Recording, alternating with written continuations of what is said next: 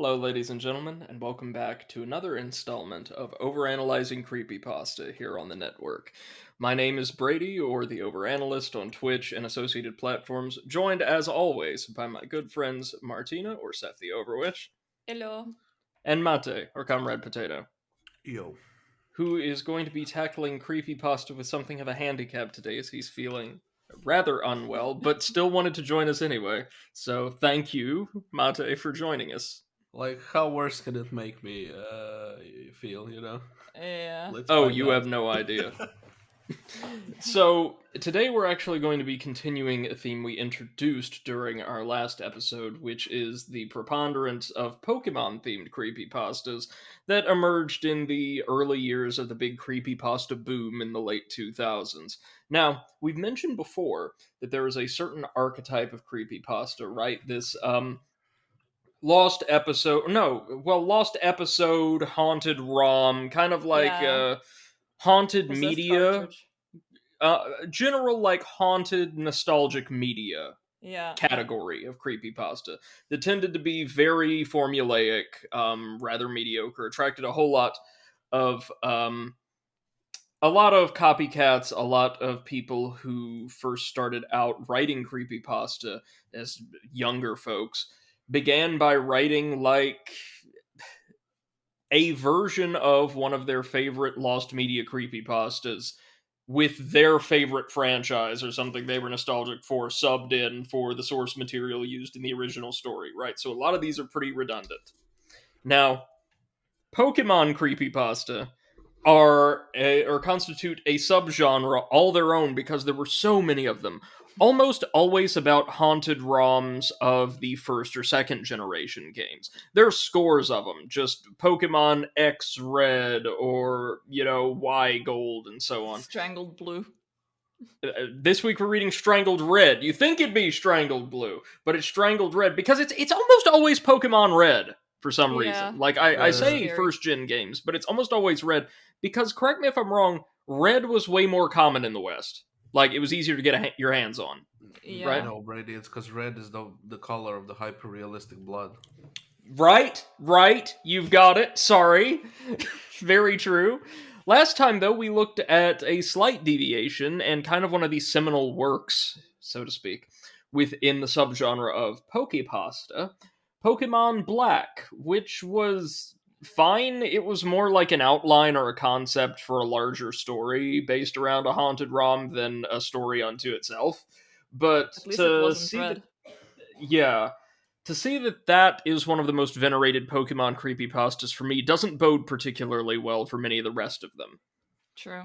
Um, Fun fact, Pokepasta was so prolific back in the day that it was like a category distinctly banned from submission to the Creepypasta Wiki, and I want to say several other websites, long before they imposed broader bans or at least more scrutinous pre-critique of lost media creepypasta because they were becoming so redundant, right? So a lot Mm. of these websites have rules in place now that you just cannot say No like more freely Pokemon. upload. Oh, lost episode, Kitchen Nightmares, episode 8, Luigi kills Chef Ramsay or whatever. Um you have to maybe submit it to an editorial board first, and they Mm-hmm. decide whether or not it's a unique enough concept to appear on the site alongside dozens of similar stories. An editorial board. I can only imagine like how they are making judgment. Like It's today just we have gathered here to it's pass just on. an it's just an underfed goat in a broom closet. That's the Oh editorial god. board. Whichever stories it doesn't eat can go to print. Yeah.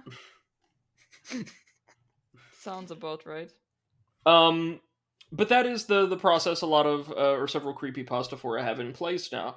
But well in advance of those rules being passed relating to lost media more broadly, Creepypasta Wiki at least had a special rule prohibiting like the submission of Pokepastas because they were getting so many and they were so samey. So what we are reading from this week is a collection of stories that have been preserved on the wiki, for lack of a better word, for posterity, because they were some of the more notable and well regarded, or at least more prolific, like in terms of people recording dramatic narrations and the like of them for YouTube, Mm. submitted back in the day before that moratorium was passed.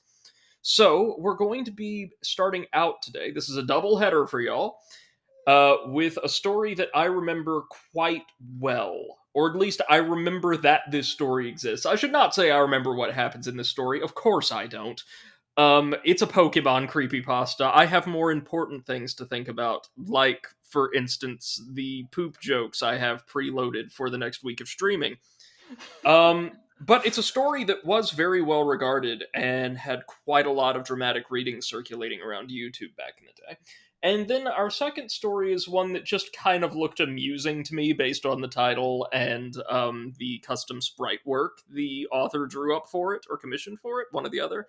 So we're going to be seeing just exactly how well these two have held up. And remember now, Creepypasta Wiki generally does not allow Pokepastas.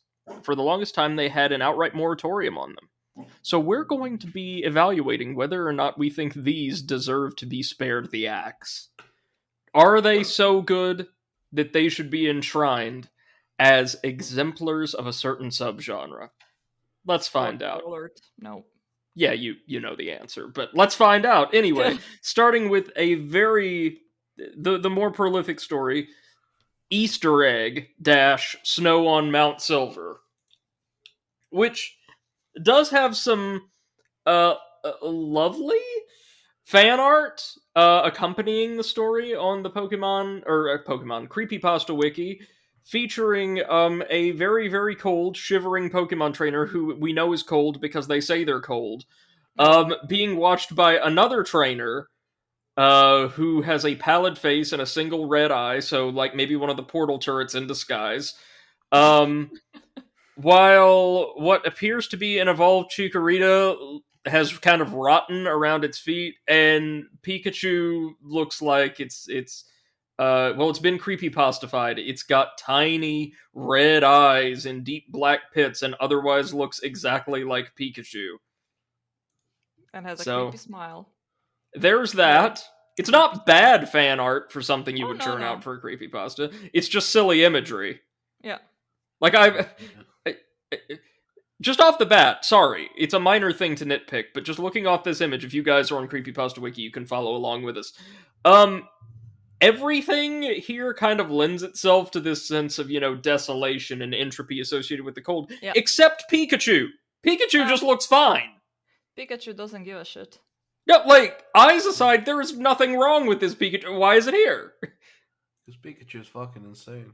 Just have, like, the dead or decaying Pokemon near the trainer's feet. That would be enough. You don't need Pikachu. They use Pikachu to sell games. You don't need Pikachu to sell crappy horror stories. Okay, let's begin. So, my brother and I, we kind of grew up on Pokemon. Around here, a lot of kids did. It worked out perfectly for us, too. Every time a new gen came out, one of us would get one version, one of us would get the other, and since my mom liked to spoil us, we both got the third one. What? Hold on. Like, if you're going to be purchasing all of them, like, sorry, this is the money-savvy college student in me, and your mom can afford to buy, like, multiple copies of the game, like 4 copies total, why don't you just wait until the third version of each gen is released, since it usually contains 99% of the content from both base versions and then some, and you each just get a copy of that. Like... But you'd have to wait for the third one, Brady. Oh, that's true. That's true. And as we know, like creepypasta authors trying to build up suspense, children can't wait. I mean, so, I can't wait sometimes, so I can understand that. Yeah. This is gonna sound, at first, like a bittersweet story about 2 siblings who grow up with a couple of games that eventually take them down 2 different roads. ... What? Well, it's a little more than that. Such drama. Not 2 paragraphs in, we've already got the purple prose. I love that. 2 games that take them down 2 different roads. You need to read that in Morgan Freeman voice. Well, no, eventually I know the story is going to be like, oh, well, one of those games was Dark Souls, and it made me an elite pro gamer, but my fucking brother, got Mario Became a Odyssey casual. like a filthy casual. Yeah, of course. Then I complained on Reddit about him and got all that karma. The years rolled by, comma, we kept collecting. Those 2 clauses do or cannot be connected like that. You need either an and or semicolon, like used in the next sentence in the same fashion, or nothing. Game Boys got old. We replaced them. Cartridges finally gave out. Comma again. We picked up new copies. What? Why? Why would... Yeah. Whichever convention you're going to use, whichever grammatical feature, commas, semicolons, or what would be the best fit here, commas followed by and or but or what have you. Be consistent across all 3 of these sentences that seem to deliberately be crafted to share the same structure, right? I don't get why or how that happened. Maybe an editor went through here and thought, oh, semicolons, we don't need those, and missed one, even though semicolons fit better than commas without and or but or what have you. But we started down 2 completely different roads before Ruby, Sapphire, and Emerald came out. See? Around then, my brother got a Gameshark. Oh, cool. We had heard all the hacks and cheats you could do with them, even if we were kind of late to the party, and they sounded awfully cool. Our first guinea pig cartridge was my brother's old blue version. We just dicked around with it a little bit. Nothing major. Dicked around? But whatever we did fucked the cartridge up. This is pretty profane for a creepypasta. Yes. Yeah, what the fuck? How fucking dare you speak to us like that? No, and I mean, it's cursing very casually for something that's supposed to be 2 games that eventually take them down very different roads. You know, they're going for a sense of gravitas, and Fucking now they're gravitas. describing this to us like we would describe blowing out one of our tires on the way to work. Yeah. After just a couple of code entries, it glitched out completely and became unplayable. Naturally, we were upset at first. My brother mourned the loss of his hours of work, and I was sympathetic. I told him, it's okay. We can replace it, I guess. Stupid Shark was a waste of money. But here, our paths finally differed. I'm sorry, just something about this language amuses me. Yeah. After seeing the mess it had turned Blue version into, I had become opposed to the idea of hacking or cheating any of my games. Oh god. Parentheses outside of the sentence, outside punctuation. Mm-hmm. What can I say? I'm a chick. I feel feelings for the little pixel critters, and that is one of the worst sentences I've ever had to read during this show. I am a chick and I feel feelings. I feel feelings for the little pixel critters. That's how you know it either wasn't written by a woman at all, or it was written by someone who had probably very negative stereotypes about their gender presentation. No, Brady, it wasn't Somebody written was by a woman, 12. it was written by a chick. Yeah. As in an actual baby chicken hopping around on a keyboard. It could be me in that Pokeball, I don't know. God, All I'm gonna evolve typo, into is a maybe. 6-piece. that was a plot twist. He was a Pokemon all along. Maybe it's a typo. It's supposed to say I'm a Torchic. Stupid fucking autocorrect. Still, is that not one of the worst sentences we've seen on this show so far? Oh yeah. Like, it's casually sexist.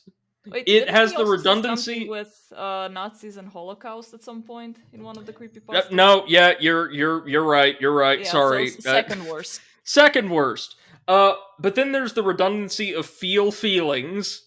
No, feel strongly for, empathize with, or what have you. Then pixel critters. Just, that whole sentence. Throw it out. Throw it out. It's even in parentheses, outside of the main narrative. That's how you know you didn't need it. Yes. Let's see. Okay. At least with that Gameshark, which is a sentence unto itself, which it shouldn't be, as that's a fragment. There's no verb there. Okay. But my brother had taken his game's destruction as a personal challenge or something. I don't think he ever played a game after that which wasn't hacked somehow. Yeah, we played a shit ton of Pokemon, man. I like how she keeps going back and forth between this grim, like what's clearly an attempt at serious kind of dramatic writing, and this very Mm-hmm. casual, almost conversational tone, replete with commas in places where maybe they're not necessarily grammatically necessary, but kind of mirror where the pauses in like conversational speech would be, right? Yeah. Well, It's it was weird. written by a chick. Maybe that's how they talk. This is a weird story. I don't like it.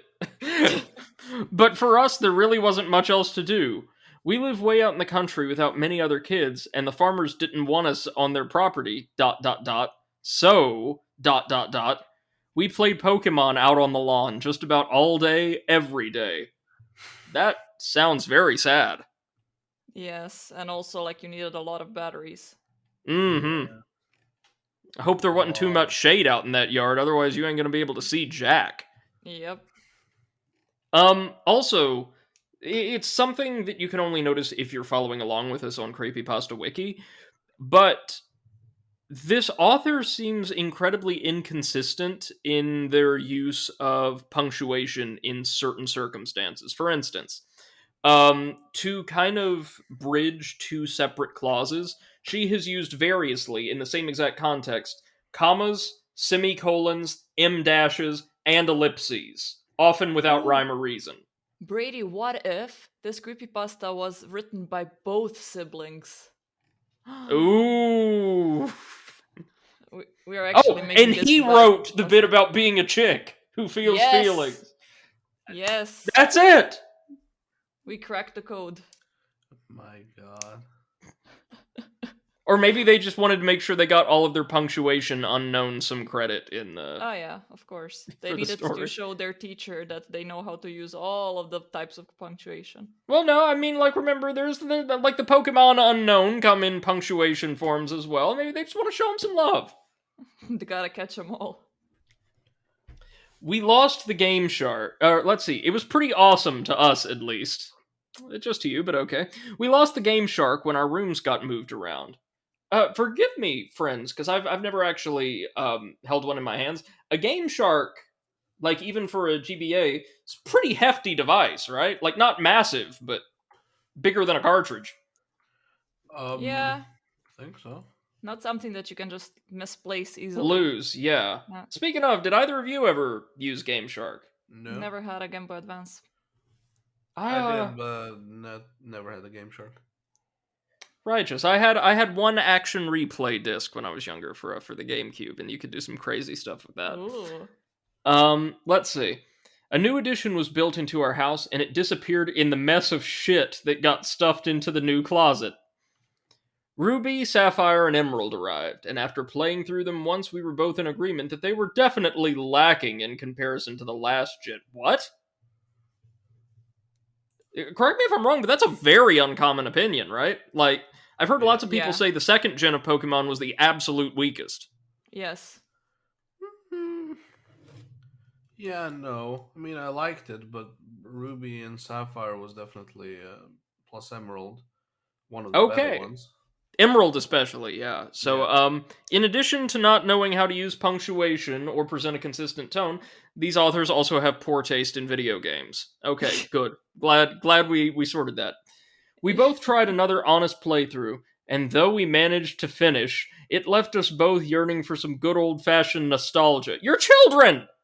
What can you be nostalgic for? I'm sorry, I know I sound like a 90-year-old man, but Wow. where were I'm our old... nostalgic from last weekend. Yeah, you know what also is kind of like, okay, when did the first Pokemon come out? Let me just... quickly. 97? Pokemon Red That sounds about right. release date. Yeah, that sounds right. So, 98. Yeah. I guess in Europe. Mhm. No, 99 in Europe, 98 in North America, 96 in Japan. But okay, let's say 98. Uh, And and when the did third gen Ruby come out? launched in 2002. Okay, so you know what doesn't make sense? Huh. The beginning of that story where they're like the cartridges gave out. Yeah. The battery in that cartridge lasts at the very least 10 years. We see Potato, they lived in an area so rural that it actually distorted time around the community. Mm. Apparently, yeah. So they were just out in the yard playing those Pokemon games for 15 years, while in the outside world, 3 years had passed. Yeah, Jesus. yeah. It was that boring. Must have, yeah. There are parts of America like that, I promise you. Wow. Alabama? Oh, no, no, we're Alabama? talking like the rural Midwest, like the places where Right, nobody right, lives right. for dozens of miles. Was gonna say in Alabama usually they go for family games. Wow, Seth. Jesus fucking. I meant board games that you play with your entire family. What the fuck are you thinking about? Yeah, sure, Seth. Sure. Sorry, children. Reminds me of those gags from the Uncle Roger videos, if you ever seen those. Yeah. Okay. So, we played Pokemon, blah, blah, blah, blah. Good catch, by the way, Potato. The batteries wouldn't wear out at all. Maybe they mean... No, I'm not going to be charitable and Oh, say maybe they they mean they said damaged gave them. They said the out, cartridges so gave out, yeah. yeah. Where were our old gold, silver, and crystal cartridges, though? You know, our 2-year-old cartridges. It probably took us a month to dig through the boxes we've been too lazy to open up before. What?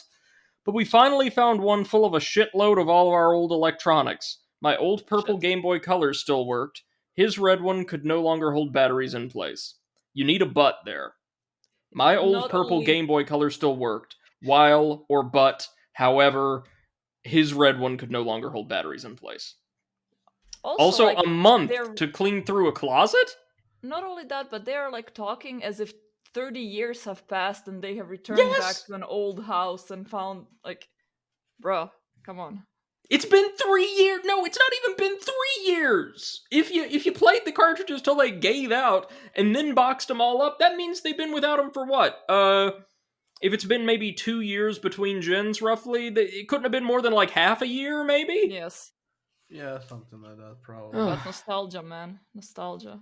Both of our GBAs were fine, though, along with our snake lights and link cables. That one with the nifty What? little connector in the middle that I'd always wrapped up oh so carefully to avoid fraying the wires and condemning it to the trash like our last cable. That is a run-on sentence. Yes. But that one can at least be realistic. Like, something you Yeah, use all the time, like a cable, like a link cable, it is something that would die out by just, from bending too much. overuse, Yeah. absolutely. You have to be careful. Like Game Mm. Boy peripherals in general tended to be a little on the fragile side. Yes, Shit true. quality. Yeah, They it just was wanted to sell so. more. Let's see. We both grabbed up everything we could.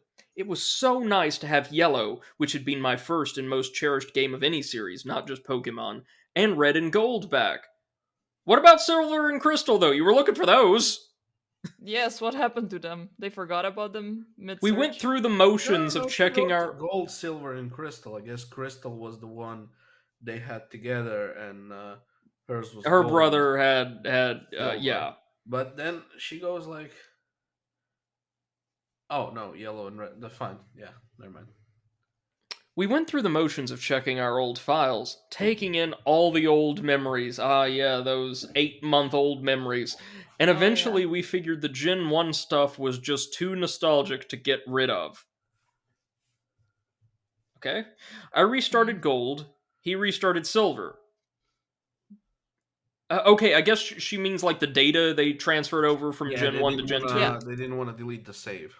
Yeah. Mm. Immediately, he snatched the Gameshark out of the box and slipped it into the back of the GBA. I just shook my head at him. I remember what I said to him. That thing will kill your game, you know. He had never liked me preaching to him about, quote, abusing pixels. Oh my god. Come on. Care to weigh in, friends? Like, that events to reaction, so thoughts? Actually, something else is bothering me from before. His red one could no longer hold batteries in place. Yeah. Like there's only one way that can happen. That's if the lid for the batteries has gone out. Because any other situation, if you can like close the lid, you can Mm-hmm. always jam something in there with the batteries to keep them in place. That is true. So maybe they just broke out a big old roll of duct tape and like secured the batteries in, like buried them in this like adhesive No, no, no. sarcophagus. Those That's are the how I Game imagine Boy it. colors. They were using the GBAs later. No, no, no. I know. I had a Uh, GBA growing up, so I know, but um, just like, oh yeah, that's why he couldn't use his Game Boy. very Really stupid. unlikely. You're Yeah. right. In fact, impossible. Yeah. Unless a better explanation would have been that one of the slots was damaged or could not like properly secure the battery, so it couldn't Yeah. like Yeah. actually drain any energy from it. The only way it can actually like is either if one of the contacts actually falls out, or if they left batteries in there and they leaked and just completely corroded the Hmm. contact. Which again, you can easily clean that up and it works fine. But It's yeah, almost like the author of this story doesn't know how the technology works or when any of the games were released. yep. Yep. Almost as if they started playing with Pokemon Sapphire and all that and just didn't look up the history of the first two gens. Pretty much. Probably. But For their Pokemon pixel nostalgia view. story they're writing. Yeah. Let me see. Um, I shut my mouth after that, but it had put him off from playing with me. I guess it was just one time too many or something. I ought to know, to keep my thoughts to myself, really. Dot, dot, dot. Again, back and forth between, like, formal writing and really casual, like, informal writing. Weird. It was a couple of days later that it happened. I was out on the porch, Game Boy in hand, just about to go into the Elite Four. Jesus Christ, Mom and Dad, get these kids something else to do. When I Yes, like realized I needed a little help. My team was ill balanced thanks to my playing through for leisure, and at the time I was no great trainer that could pull off gimmick runs. I knew that my brother had been 2 badges ahead of me when we'd last checked with one another, so I was hoping that maybe he'd let me borrow a Pokemon or two, just for this run through. Now, the thing is that I'd spent the last 24 hours at a friend's place. I had literally come home, dumped my bag in my room, and crept out into the sun with my wait. GBA to play. These kids have an addiction. No, no, no, no, no. Like, but they said earlier that they lived somewhere rural where they had absolutely nothing to do but play video games, and now they have a friend. Why don't you Yeah, spend more but time but with but that friend? friends don't amuse them sufficiently. Are their Ah, friends Psyducks? No, thought not. You're right though. Like, notice how in a lot of these stories, friends and other like close relations just kind of manifest into and out of reality at will to justify story movements. yeah, yeah. Let's see. For all I knew, he was done with the game and on to a new one. Dot dot dot. Which I figured was all the better for me since he wouldn't need those Pokemon, and I'd stand a better chance of nicking a few. So I got up and went into the house, and when I was crossing she has this weird tendency to start sentences with words like so, but, and, Yeah. which are usually such practices are frowned upon, usually. Um and when I was crossing the living room, I noticed all of his Pokemon games lying on the floor. Some He of the stopped playing. cartridges had been mangled, like they'd been hacked at with something sharp. Even his old blue version, long ago dead and too sentimental to throw away, was lying with the plastic cut ragged, split almost halfway up one side, completely unusable anymore, even if it would have worked. I was a little scared. This had to have happened this morning, otherwise our mom would have seen and they wouldn't be lying on the carpet. Tucking my GBA into my pocket, I crept over to his room and found the door unlocked. Somehow that was even more concerning.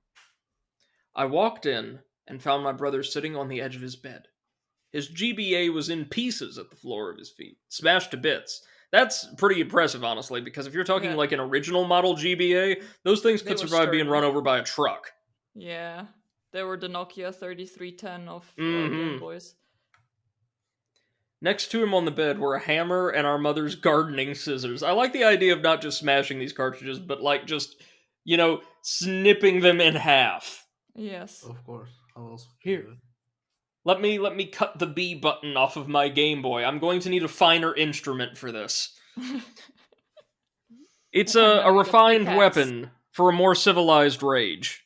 Mm. When you need to destroy your controller, but destroy it, with style, with panache. His face was paler than I'd ever seen it, even whiter than the time we'd gone corning. Corning? Corning? Like wandering through a cornfield, I guess? Um, and the old guy up the street, legally blind and a raving nutcase, had come and chased us into the trees with a shotgun. Eee. And they say they have nothing to do? Yeah, that sounded pretty fun. Why couldn't they do that more often? It was now I also noticed the Gameshark on the ground, and a silver cartridge corner poking from under his bed. Somehow they had been spared the wrath of the hammer. You okay? I asked. I remember the chills that ran through me. He was my little brother. Seeing him like this was horrifying. It was awful. I remember him rasping, and the way his voice rattled made my knees weak. Oh God. White everywhere. And then black. All caps. ... I remember running over and hugging him. And I remember his Aww. limp arm fell and brushed the Game Boy in my pocket, and his sudden scream right in my ear, making me jump and bite my tongue by accident. I like the idea that he is now pathologically, terrified of Game Boys. Yeah. And he felt through the fabric that was exactly a Game Boy, and that is something he's terrified of. I mean, to be fair, the way these characters have been described to us, what else could it have been? Like Probably, Game yeah. Boy was their life. He Yeah. ripped the handheld from my pocket and hurled it at the far wall. I cried out at the dent the plastic system made there. What? Wow. Okay. If we're talking like an original Game Boy Advance, I think you would have to have like a Major League pitcher's arm to actually deal any real damage to a solid wall with one. Mm. I mean, depends on the wall. Depends on the wall, it Could be does, just but drywall. I'm thinking like the original Game Boy, right? Not the SP or anything like that. It was a sturdy console, like, as I said, managed to maintain its integrity over the years, physical integrity pretty well. But it's also, like, strangely light and hollow because so much of its tech is diffused over a pretty decent surface area. Yeah. So, like, we're talking a kid throwing one of these things. But a Game Boy Advance, like if it was the regular non-flip version, I can see that doing a damage to drywall. Oh, I could Easily. definitely see the advanced or the SP version if it was, like, closed and compact as well. Oh yeah, as well. Yeah. Let me Better see. chance of surviving as well. But you talked about, like, having to go out into the sun to play, so I'm assuming these are original GBAs. Yeah. True. The screen had gone dark, and though I feared the no. worst when I flicked the switch, it powered up normally. I waited there in the corner, trying to pretend the GBA mattered enough to not go and run for our mom. The volume was on. The Pokemon theme started up, and he screamed again, picking up the hammer. This time I screamed too, and ran from the room with my GBA clutched to my chest like a What shield. the hell? I know, the GBA is more important than your brother who's having a real time of things, Something. right? Yeah. Let's see. He ended up in the psyche ward of the hospital for 2 days. Psyche ward. That's all the development we need. Yeah, not psych. Psyche. Psyche. When we went to visit him, I left my GBA at home. No one could figure out what had set off his strange manic behavior. I wouldn't describe that as manic, would you? No. That was just I would call scared. that panicked. Yeah. Or a psychotic episode. Or paranoid. Or, Yes. There was some talk that I didn't understand at the time about some kind of disorder he may or may not have had. But even though Mom and I had collected and brought in all the cut-up cartridges to be looked at, Mom's idea, not mine. Also, Mom's, the apostrophe is placed incorrectly. This Maybe there indicates were multiple moms. that the idea belonged to multiple mothers rather than the idea being her mother's. I mean, Apostrophe maybe after they the have S. 2 moms. Bad form. 2 points off. No one had even thought to tie it back to the game. ... Maybe that was my fault. No, that's normal. Yeah. I hadn't said a word about what had happened when he had accidentally touched my Game Boy, or the blind white terror he had been thrown into when the music had started. On my last visit to the hospital before school on the second day, I was left alone in the room with him while Mom had some private talk with the doctor about precautions to take should this happen again. I sat in a chair next to the bed where he was staring at the ceiling, but then suddenly he sat up, making me flinch. Real quick, typo aside, these last two paragraphs are more or less the way I would have wanted the entire story to be written Yeah. and composed so far. Wasn't actually bad. This is yeah. better. Yeah. Hey, he told me. Angie, go in my room when you get home. I didn't understand what he meant, and then I remembered the things we hadn't packed up and brought in. ... The game and the hacking tool under his bed. Get rid of them. I don't ever want to play with them ever again. His voice was so weary and desperate. ... He sounded like an old man on his deathbed. Jesus Come on. Christ. Oh my god. Drama. Not even gonna go there, like, not touching it. My poor, damaged little brother, ... How could I refuse? Promise you'll get rid of them. Okay. I promise. What a story so far. She What a lied, story, right? Mark. Tell me she I lied. was carted off to school late, and through the whole day, I only had my promise to him in my head. I didn't know it at the time, but this would be the last time that I could ever play the big sister role and help him out. I just had. I love how we're foreshadowing what's going to happen well in advance. Like 3-4 times already, right? Yeah. I just had to get home and get rid of that game. ... Loads of ellipses now, though. Way too many. But as the day went on, a sick curiosity started to go through my own head. What could possibly have happened to that game that scared him so badly? I was scared myself, but I just had to know. I had to. I got home and went right into his room, bent on uncovering whatever horror was waiting for me. Mom had since vacuumed the room, and the cartridge and Gameshark were no longer visible. I got down and crawled half under the bed, feeling timid, but holding on to the promise I made as my badge of courage. Under the bed there was enough dust to make me cough, enough old Legos and various other toys that I couldn't set my elbow down without it landing on something. You need either an and or a semicolon. And not a semicolon, just an and, comma, and enough old Legos and various other toys. But I finally saw both objects. They'd been shoved to the corner on top of a notebook that looked too new to have been down here long. Unthinking, I grabbed the corner of the paper and dragged everything out with me, still wheezing from the dust. Another sentence entirely in parentheticals. Also, like, she said her mom was cleaning there, but apparently it was so dusty that she was wheezing.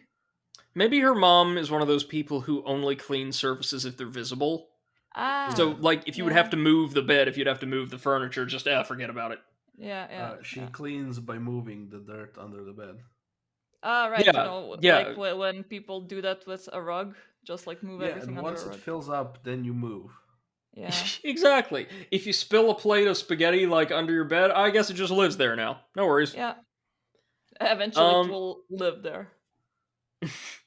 Another weird sentence enclosed in parentheses, so another parenthetical sentence outside of the punctuation of the previous sentence, which is not how that's supposed to work. Allergies and all. Okay. They looked so innocent, simple toys, and a simple spiral-bound bunch of papers. When I sat silver, it's technically not papers, it's spiral-bound paper if it's a notebook, but... Yes. When I set silver version and the Gameshark on the floor, I took a closer look at the notebook. On it were scrawled at least 20 different cheat codes, but one had been scratched out with Sharpie over where it had initially been drawn in with pen. This was confusing. He had really tried to erase it out. The marker had been pressed to the paper so hard that ink soaked through most of the pages behind it, almost 2/3 of the way to the cardstock back cover. But pen has a way of sticking around.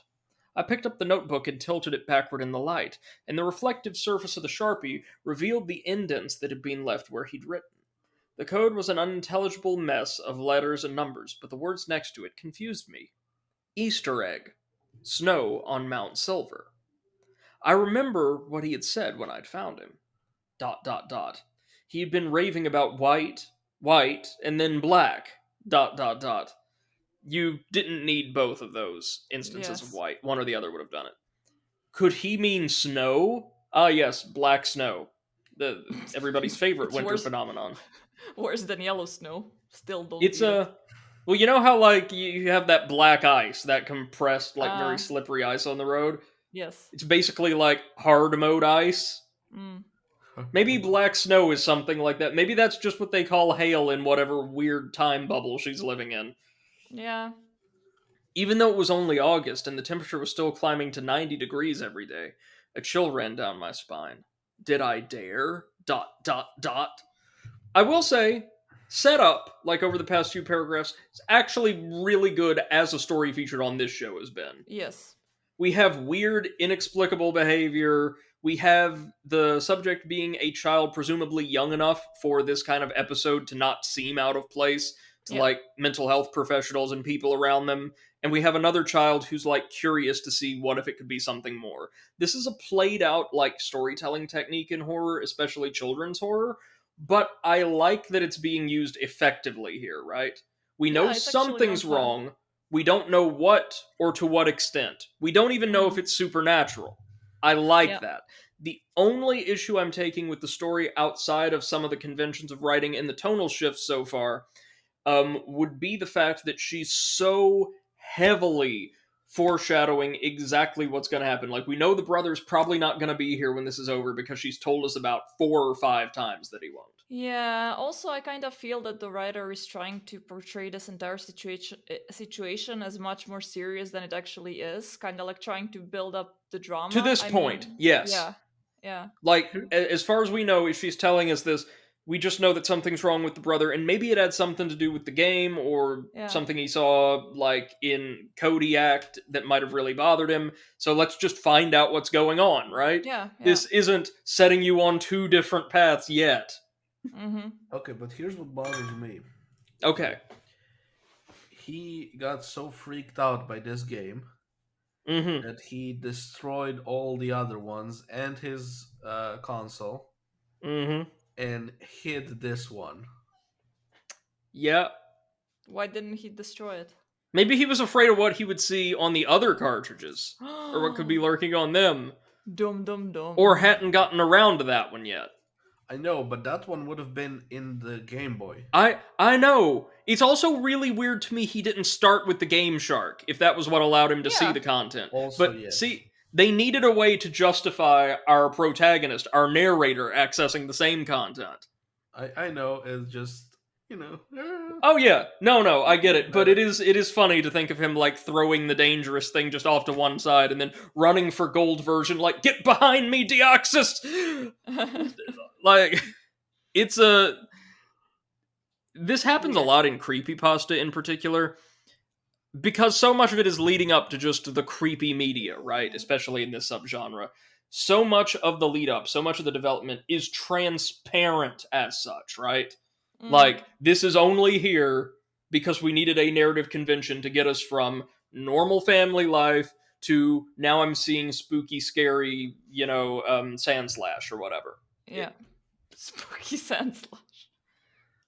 I Aww. picked everything up and brought it to my room and laid it out on the carpet in front of me with my own GBA next to it. For a long time, I just stared at it, and the longer I looked, the more maniacal Lucia's face became on the sticker. ...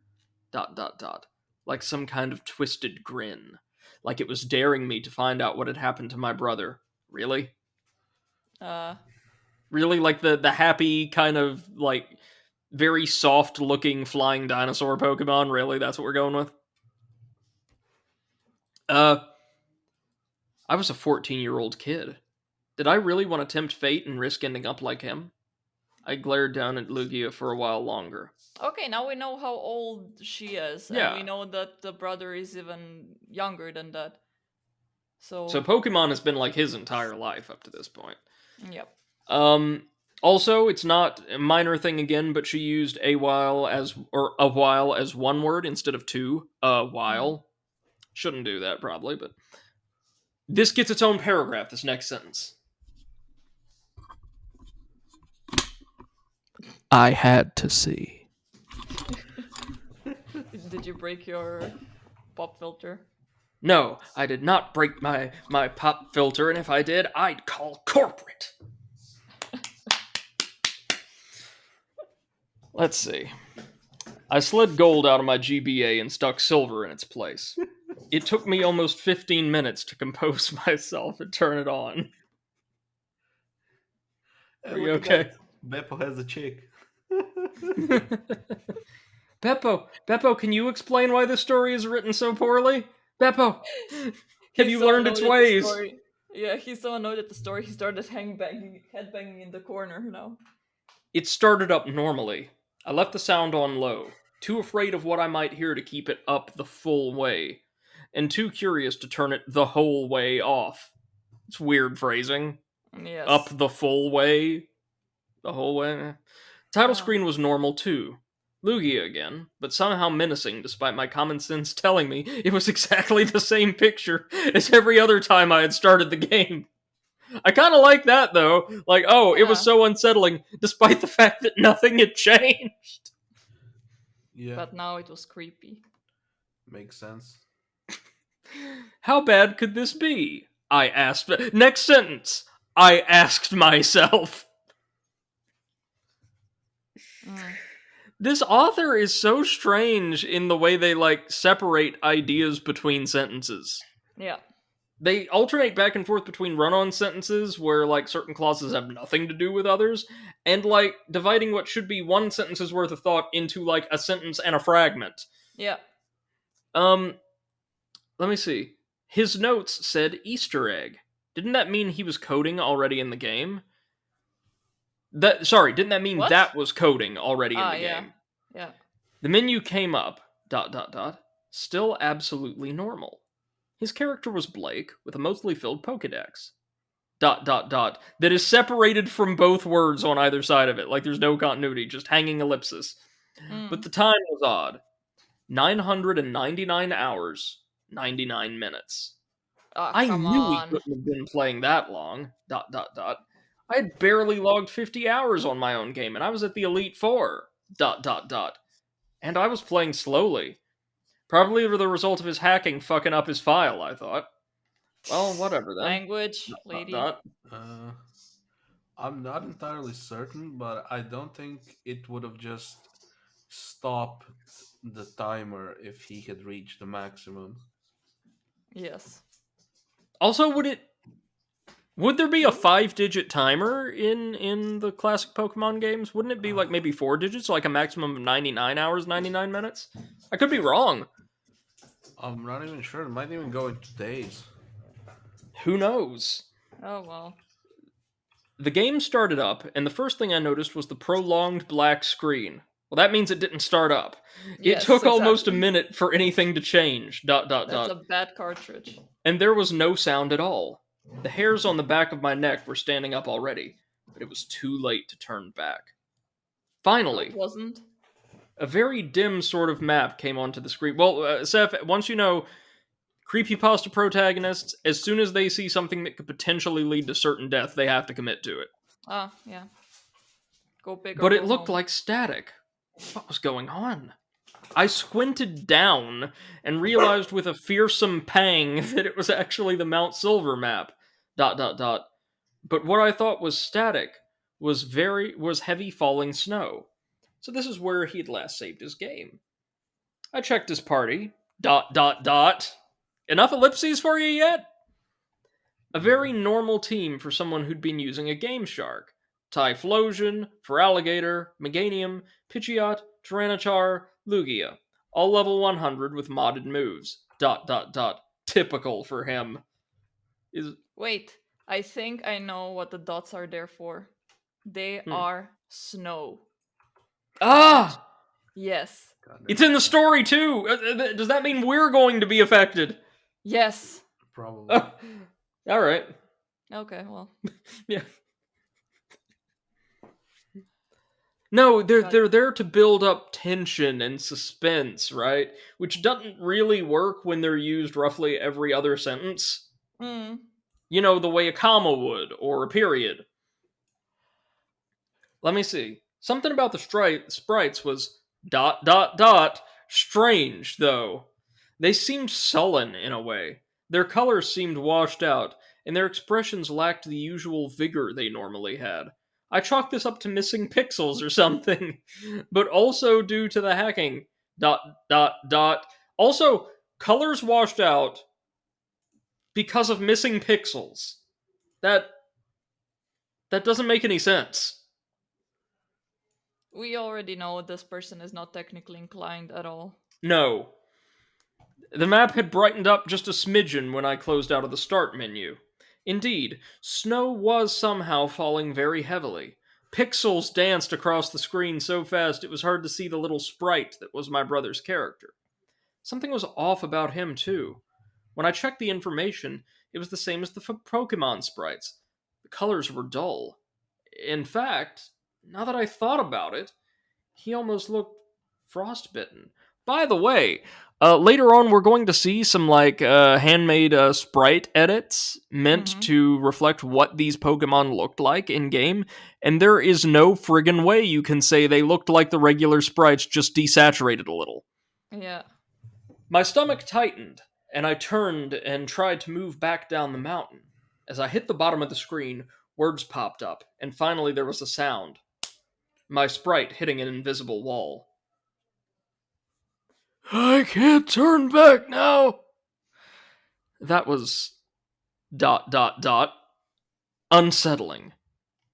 I went into my Pokemon and tried to use Pidgeot's fly ability. I can't fly in this! Obviously referring to the snow. Fuck this, I thought, going into his bag. There was an escape rope. I tried using it. I can't go back anymore. What? What was going on? Once again, I tried to walk back down the mountain, and to my horror, the words changed with every attempt. I can't run away. I can't go back down. I can never go back. This last one sent a frigid feeling through my heart. There was no way down the mountain. I had to climb. Turning the little sprite around, I moved him forward. No resistance at all, though my walking speed was oddly slow.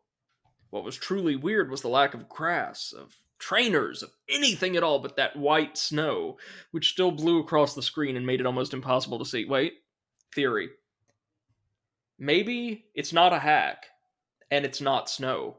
Maybe Viper manifested himself before the brother through this game. Oh god. And that's cocaine? Yes, exactly. He was showing him how weak you are, how weak you and your entire support system are without his product. How you need it, how you need to surrender yourself, to partake of it, to feel truly alive and like you have choice. That's what Viper's trying to explain to him. And the kid's mind just couldn't handle it. This episode has not been sponsored by Viper. No. No. But that's it, right? The kid's brain couldn't handle it because he's not used to thinking in 12 dimensions at once. Mm. And he Like somebody, it was like he'd tried reading one of the Elder Scrolls, you know? Yikes. The Viper The static curtain of pixels grew thicker so that I could barely make out the features of the map. Say it with me. ... But it seemed like the only way to move was straight ahead anyway. I reached what looked like a set of stairs at the very top edge of the screen. I didn't remember this being there before. As I tried to move up, the little sprite paused. I'm cold! Turn up the AC, Margaret, damn it! You know my joints haven't held up as well as they used to. Get off my lawn, you damn kids. Them Pokemon. I don't know what kind of dog that is, but I don't want it shitting in my yard. By now, even I was getting goosebumps. By the way, I'm cold was the only actual dialogue there, just in case you're not following along with us. His walking speed had become painfully slow, as if somehow he was being impeded. Up the little staircase, ... More text on the screen. Meganium has died. What the fuck, I thought. Pokemon don't die in these games. I checked in my party and was frightened and confused by what I saw. Meganium's sprite had been replaced by a red X. All of my other Pokemon sported varying degrees of damage, though I hadn't battled once. I went into my bag and found a single revive and tried to use it. It's too late, it said. What kind of capital E Easter egg was this? Love that they're treating Easter egg as a proper noun. Mm. Of course. There wasn't much else I could do. ... Trying to turn around yielded the same messages as before, so I kept moving. Pidgeot has died. I checked again. ... Sure enough, there was the little red X. This time I selected it and looked at the Pokemon itself, trying to figure out what was wrong. ... I wished I hadn't. The sprite was mangled. Pieces of it were missing. What was left was splotched with a sickish blue-gray color, and its eye was a solid black pit. I flipped down to Meganium. Same deal. A leg missing, a chunk of its neck, most of its head, save that pitch black, dead eye. Well, wait, if it was like, discolored, why was that the only thing not reflected in the fan art serving as an image for this story? Did you notice that? Yeah. Hmm. Oh well. Morbid curiosity urged me onward, and the path never deviated from the straight upward road I'd traveled the entire time. Along the way, every now and again, another party member would party Pokemon would die. An examination of its sprite would show that it was in the same condition as the others, until all that was left was Typhlosion. One more staircase. Separated into two words, that's unusual. One more staircase was up ahead. I One climbed more it, case of stairs. braced for whatever horror awaited me. I hit the summit. It was deserted. Red was nowhere to be found. The snow had stopped falling. In the very center of the map was something sticking out of the snow. It looked like a Pokeball. Okay, maybe all this creepy shit led up to some climactic final battle using whatever was in all caps there. If I picked it up, maybe Red would come out of hiding. I walked over and examined it, and there was a burst of static noise from my game that made me jump. What appeared on the screen was a battle animation. My trainer sprite appearing, his skin tinged blue, ... against another mangled Pokemon sprite. It was Celebi. In the center of that black hole that was its eye, a single red dot burned out like an ember. Burning out means like snuffing out, vanishing, Yes. diminishing.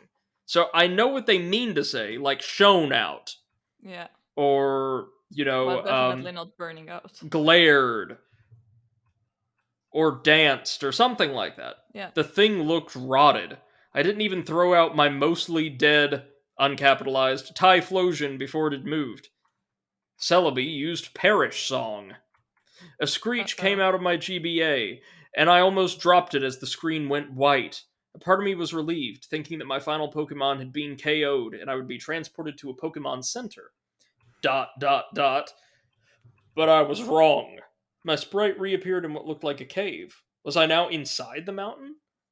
I checked my Yeah, you trainer fell card. through the mountain.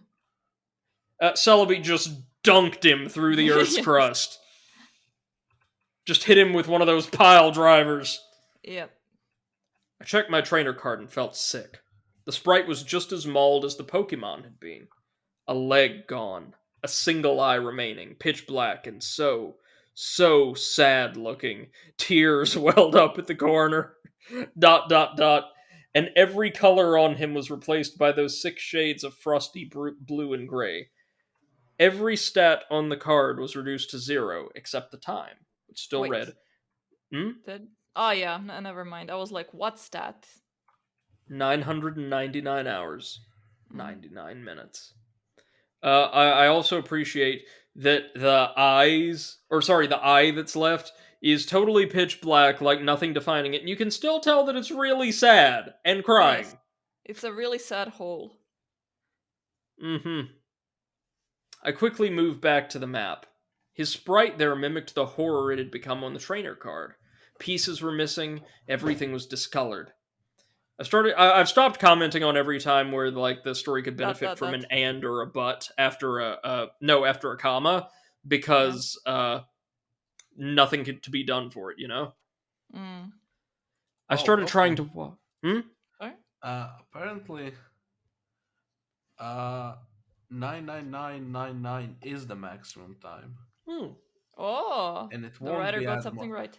But see, the weird part is, uh, the last two digits are minutes, so they Oh, shouldn't go over 59. Yeah, that sounds like Game Boy engineering for you. yeah. Good catch, Potato, and thanks for the research. Mm. Potato is very much invested in this story. He needs to Sorry, I go had to with it. take a cheese break. As you can tell, I'm also terribly invested. I started trying to walk, and at first I received a message. It's so cold! Oh. Turn up the damn thermostat, Margaret! It's my knees again! There Just was one only though. one He lost direction one to go. leg. Ah, right. Uh, Turn it up, but not so much that the other knee thaw in the freezer. Still might have use for that someday. There was only one direction to go, upward. I moved on, and every now and then would be stopped by a message that made my heart sink lower and lower. Mother, it Mother. feels so cold. I can't go on. As he goes on, of course. The walls, as I walked, became darker and darker. That should be the walls became darker and darker as I walked, or something like that. Yeah. Until they were pitch black at the end. There was an exit there, marked only by a white outline. I had no other choice but to go through it. It opened into a chamber that was also solid white. ... Oh, I should add that each of the trainer's messages also ended in an ellipsis. Of The only course. way to distinguish the walls was a thin gray line that marked them as separate from the floor. Against the far wall there was another sprite. Red sprite. Intact. I had come this Mm. far. ... I had to finish this. I walked right up to him and hit A. And what are we What? greeted with? ... Dot. Of course we are. A battle started. Red Sprite had none of the deformities that marred my own. The colors were the same blues and grays, but he was intact. He just looked ... extremely sad. His first Oh. Pokemon came out, Venusaur. It was just like my own had been ... with but level 0 with a speck of health. I sent out Typhlosion, who had used just 6 point, sorry, bleh, who had just 6 hit points, parentheses HP left. Thank God they explain what hit points are to us, but not Yeah. anything else. Of course. No Pokemon made a sound when they were brought into battle. Venusaur used Struggle! There was no animation, just a single point of damage done to Typhlosion, then the opposing sprite dropped off the screen. Venusaur has died! There was no text asking me to switch out. Instead, there was just what I took to be dialogue from Red, which was... Dot. Mm-hmm. By the way, you can see the frostbitten versions of Red's Pokemon sprites here Oh on the yeah. side gallery, and then later in the story as well. Mm. Aside from Pikachu, who's been given a rictus Joker grin, they all look like extremely quick, lazy edits. They look like they were playing it on a old Game Boy. Don't get me wrong, I love custom sprite work for my creepypastas. I do. My favorite creepypasta of all time uses a bevy of original sprite-based assets that the incredibly talented author drew up themselves. Or themselves. But this... I don't feel like these add much of anything to the story. Yeah. Because if you I agree. look, aside from a chunk of the Blastoise being missing, and, well, no, aside from that, most of these Pokemon are entirely unchanged. Pikachu and Espeon look demonstrably different. Yeah. But, like, the Meganium, the Pidgeot, the Blastoise, and Venusaur look like essentially the same exact model. Mm. Yeah. His next Pokemon Dot. was Blastoise, even more mangled than Venusaur had been. It too struggled and died. After each round, there was that ominous ... from their trainer. Every sprite was more damaged than the last. His Espeon was barely distinguishable as a Pokemon. I realized somewhere he was sending all of them out of order, which saved one Pokemon for last. Dot dot dot. Because of course. Pikachu came out, and it was grotesque too. It's the way I usually feel about Pikachu, but let's see how this one is different. It too was discolored like it was frostbitten. It was missing an ear, half its body and tail. Its head was mostly intact, but its eyes were much larger than they should have been, and glared out at me like pitch black windows into hell. Dot dot dot. But the thing that got me the most was the giant smile that extended almost all the way to the edges of its head. Holy run-on sentence. That goes on for so long and combines so many different clauses. You didn't need all of Yep. that. Oh, and I will take that back. This gen still used Fat Pikachu as the sprite, Ah, yeah. so I could get down with that Pikachu. That one's okay. Nice. Pikachu used. Oh, let's see. Hold on. My hands were shaking, knees weak, arms unsteady, or whatever. I didn't get a chance to attack. Pikachu used Pain Split. Pikachu has died. Typhlosion has died. It cut back to the image of Red Sprite. Dot dot dot. And now it looked like mine, with his body so butchered it looked like a carcass stripped of most of its meat. Dot dot dot. Except it had the same soulless, deranged eyes as Pikachu. I finally understood what happened. They were dead. They were dead, and this sublevel of the mountain was the hell they now existed in. So, hell is just like a cave and a tourist trap, I guess. Yeah. Underwhelming. A bit, yes. Red finally spoke. Dot dot dot. It's over. The screen flashed black and white for a moment. Used Destiny Bond. A horrible, hideous screeching started to issue from my GBA. I think that could just be a normal GBA sound chip thing, though, so. That's what most game soundtracks on Game Boy sounded like. Yeah. The screen went white, and it shrieked at me, and I threw it to my floor and pressed my back against the bed. And X, and Y, and Z. This is your indication that you need to break this sentence up. Yep. You start Too having many 3, ends. 4, 5 independent clauses. The horrible noise continued for several long moments while the screen stayed white. New paragraph, then went black. That is not a sentence. That is a fragment. Again, no subject. New paragraph. Then there was silence. And new paragraph. It took me a long few moments, but I eventually stood up. I took the Gameshark. I took the notebook. I took that fucking possessed game. Possessed? Do we have any evidence that this is more than a creepy ROM hack so far? Nope. No. Like, none at all. It is Like, totally it legit- plausible Yeah. for a hack to legit- cause... Oh, go ahead. I was gonna say it legit looks like somebody just adjusted the ROM hack a little bit, the ROM a little bit. It's very much doable. Nothing creepy about that. Including screwing with the audio output. Yes, of course. Absolutely. Here we go again. I picked them all up and carried them to the garbage can we had already set out for morning pickup at the end of our long winding driveway. Dot dot dot. And then I threw them in. Did that really deserve its own build-up?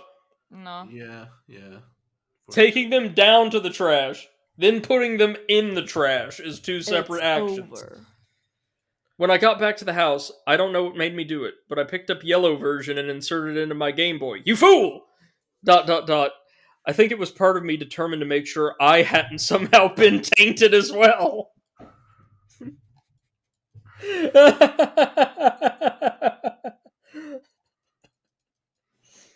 I love being more concerned about whether or not you can still enjoy Pokemon before your brother, who has just experienced a psychotic episode. Yep. Well, he's already damaged. What's the point, you know? True. We'll always have Pikachu. He's already damaged goods, so. The Eh. music started up. The game played. I turned to my Pikachu and hit A. What? What? I don't know. Pokemon Yellow, you could sort of like talk to I him had or that- Oh, pet him yeah. in that version. Yeah, okay, Yeah. once she's in game. Yeah. Its smiling face greeted me with an ear twitch and a big pixelated smile. A pleasant, normal smile. I turned my game off and spent the next hour crying on the floor. Okay.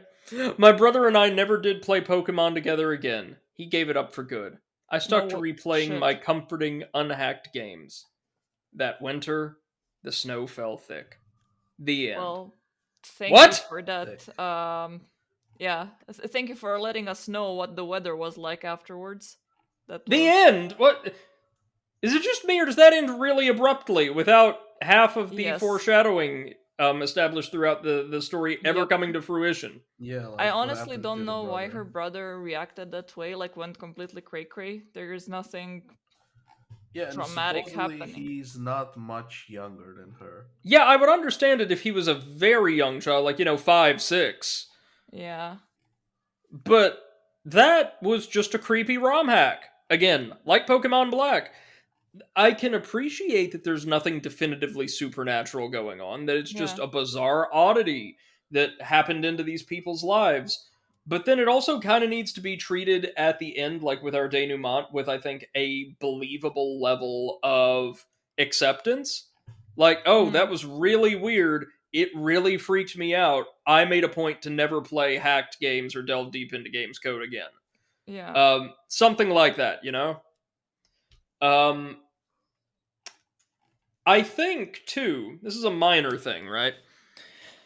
But this might have worked better as a story before we even get into the ROM hack if it had been the sibling who was very enthusiastic about hacking games, hearing from their sibling that they found something horrifying and are never going to touch any of that again. Yes. And Yeah. then coming to, like, quote unquote, learn a lesson from it. Yeah.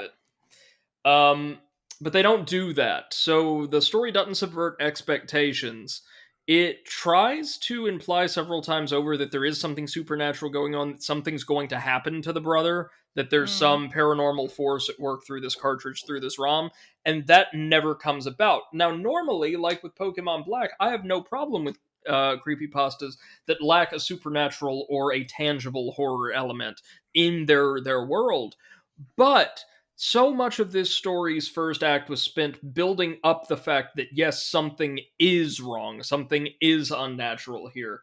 That it felt weird to see that entire plotline, that entire train of narrative establishment derailed apropos of nothing, because like a lot of these creepypastas, it just didn't seem to know when or how to end.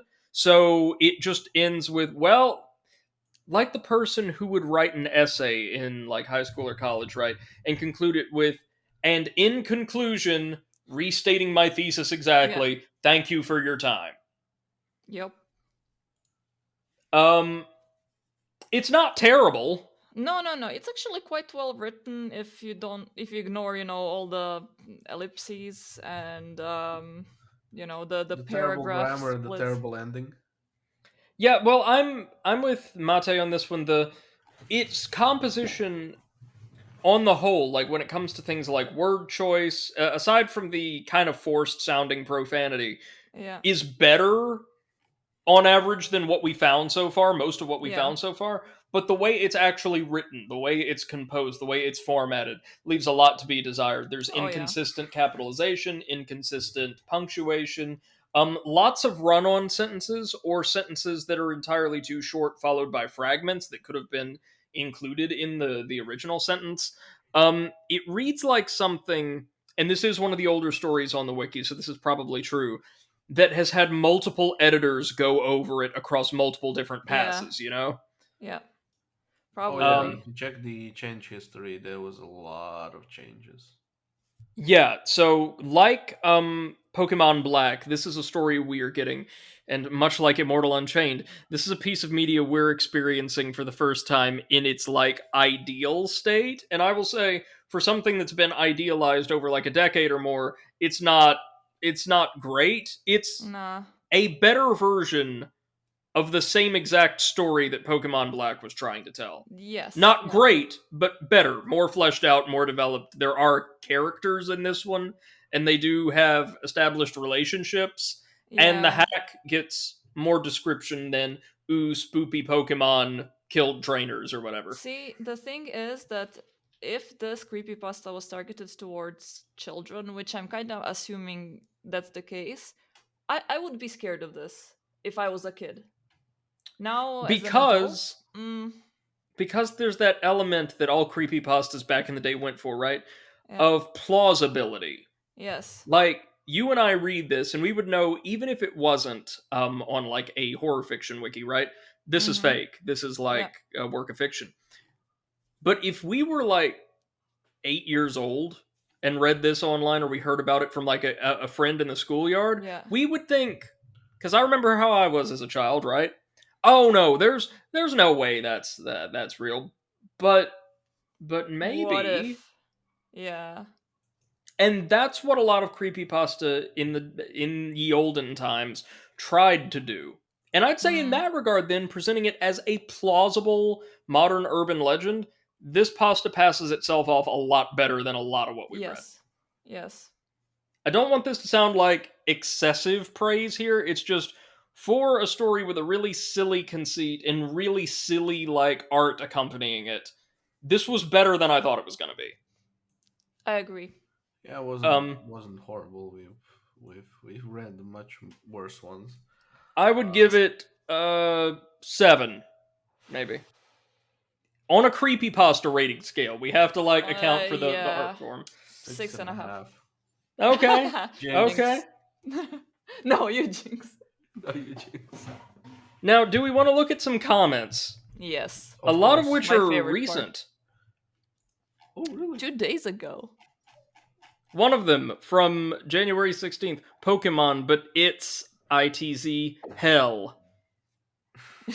Let me see. Hold on. From October of last year, 9 out of 10. I admit the story wasn't that original, but still very interesting. I love how it was narrated by a girl. It's funny how there's never any creepypastas about the Pokemon anime causing seizures or anything. That would be redundant.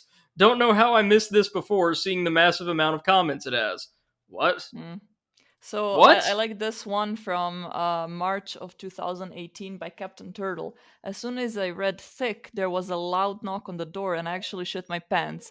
And then the next comment from the same guy. I'm gonna go change now. Ugh. Nikokado, is that you? Shh. No, He because would he said no. he's gonna go change.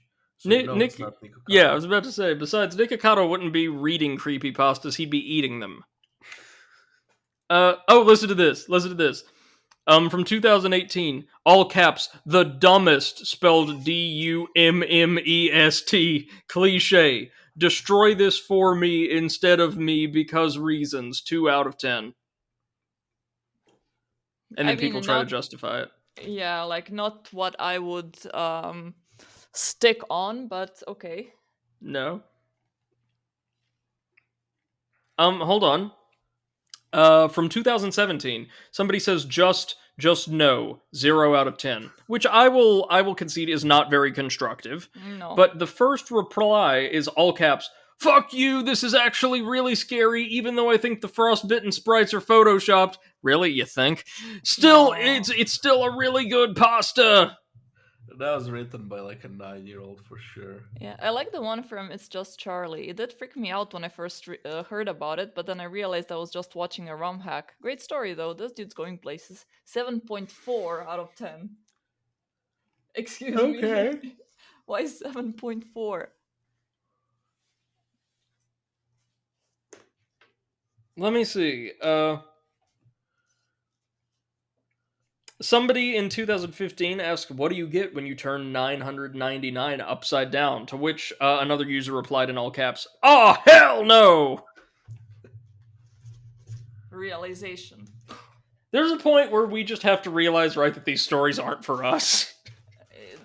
That we're not the audience for this. Yeah, they are Obviously. for special kind of people, apparently. Some of the comments from 2015. Best one I read today, 99 out of 1. Because, I mean, technically, this is the best one we read today. That is true. Also, the Don't- worst one we read today. Don't consider that it's the only one we've read today. Okay, hold on. So somebody here actually offers a bullet point critique. It's crap. 1. How did the brother go insane, but not the sister? Fair. 2. What was the point of Celebi? It just pops up, makes loud noise, and is never mentioned again. Also true. 3. Why do I get Lost Silver vibes from this? Because that's another story we might look at in future that a lot of commenters seem to believe this work is derivative of. 4. Why does this pasta just ... don't you do it too, end? And Well, you're correct in that it ends rather abruptly, but to be, like, facetious and pedantic, it ends because all stories have to conclude at some point or another. That's kind of the way narrative works. We have to have, like, fixed conclusions. 5, this doesn't really go anywhere. It's just, I'm not even going to read that. That's obnoxious. But 6, how does a stupid hack make you go insane anyways?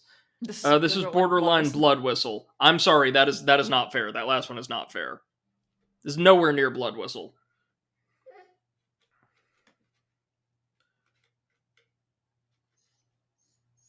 Somebody else says, so good. 999.99, parentheses, hee hee, see what I did there, out of 10. Well, and I just cringed so hard my butt cheeks turned into diamonds. Can we move on to the next story? What about the chick who feels feelings bit? That didn't do it for you? No. That just made me cry inside. I will say, one thing I noticed about the pasta itself is, and this may attest to the quality or number of a lot of the edits, the overall quality of the writing, ellipses aside, seemed to improve as the story went on. Mm-hmm. Now, and again, we also saw there was a bunch of edits by different people, so yeah. So maybe all of the edits actually made it worse. Potentially. But I'm seeing a lot of mentions of videos in the comments. Apparently, there was also a video where I think there was a hack based off of this. Possible. Same with Pokemon Black. Like, they were easy enough to, like, emulate through basic ROM editing techniques. So, are we ready for our second story, which I hope will be a good bit worse? I don't like reading two relatively good stories in a row. Are we ready? Doesn't have any. Yeah. No. This is Pokemon Strangled Red, which is being categorized by Creepypasta Wiki in both Pokemon and memes. Oh, good. Oh, it's a meme pasta. Nice. Get out your foghorn. There are tons of stories out there about hacked Pokemon games. Some of them really quite neat, such as the one about a version where you get a ghost as a starter. Don't call Pokemon Black neat. Don't. Some are ridiculous, silly stories about individuals dying after playing a game, or the game talking to them. God, don't these writers know less is more when it comes to these stories? Ah, well, I digress. Don't start like this. Please don't start like this. Don't start saying I'm different from all those other Pokemon creepypastas. I'm not like the other girls. Yeah, you're not. I grew interested in these hacked games that are apparently in any thrift store, on eBay, or handed out by homeless people to random passers-by. I didn't have the pleasure of meeting these creepy people, I merely found this particular cartridge in a trash bin when the garbage truck backed into my neighbor's dumpster. I know, of course, you immediately run out and start digging through the trash for video games. God. No, that's the only thing that fell out. Ah, yes, of course. It was sparkling. He knew it was a collectible. He had to get it. Yep. I didn't have the... I noticed the game and asked the trash man if I could take it, and he didn't seem to mind. I think your neighbor may have, though. It was thrown away, after all. Oh, okay, I like this. I, of course, checked with the neighbor to confirm they didn't actually want it, though they seemed perplexed, as if they'd never seen it in their life. Their son made a grab for it.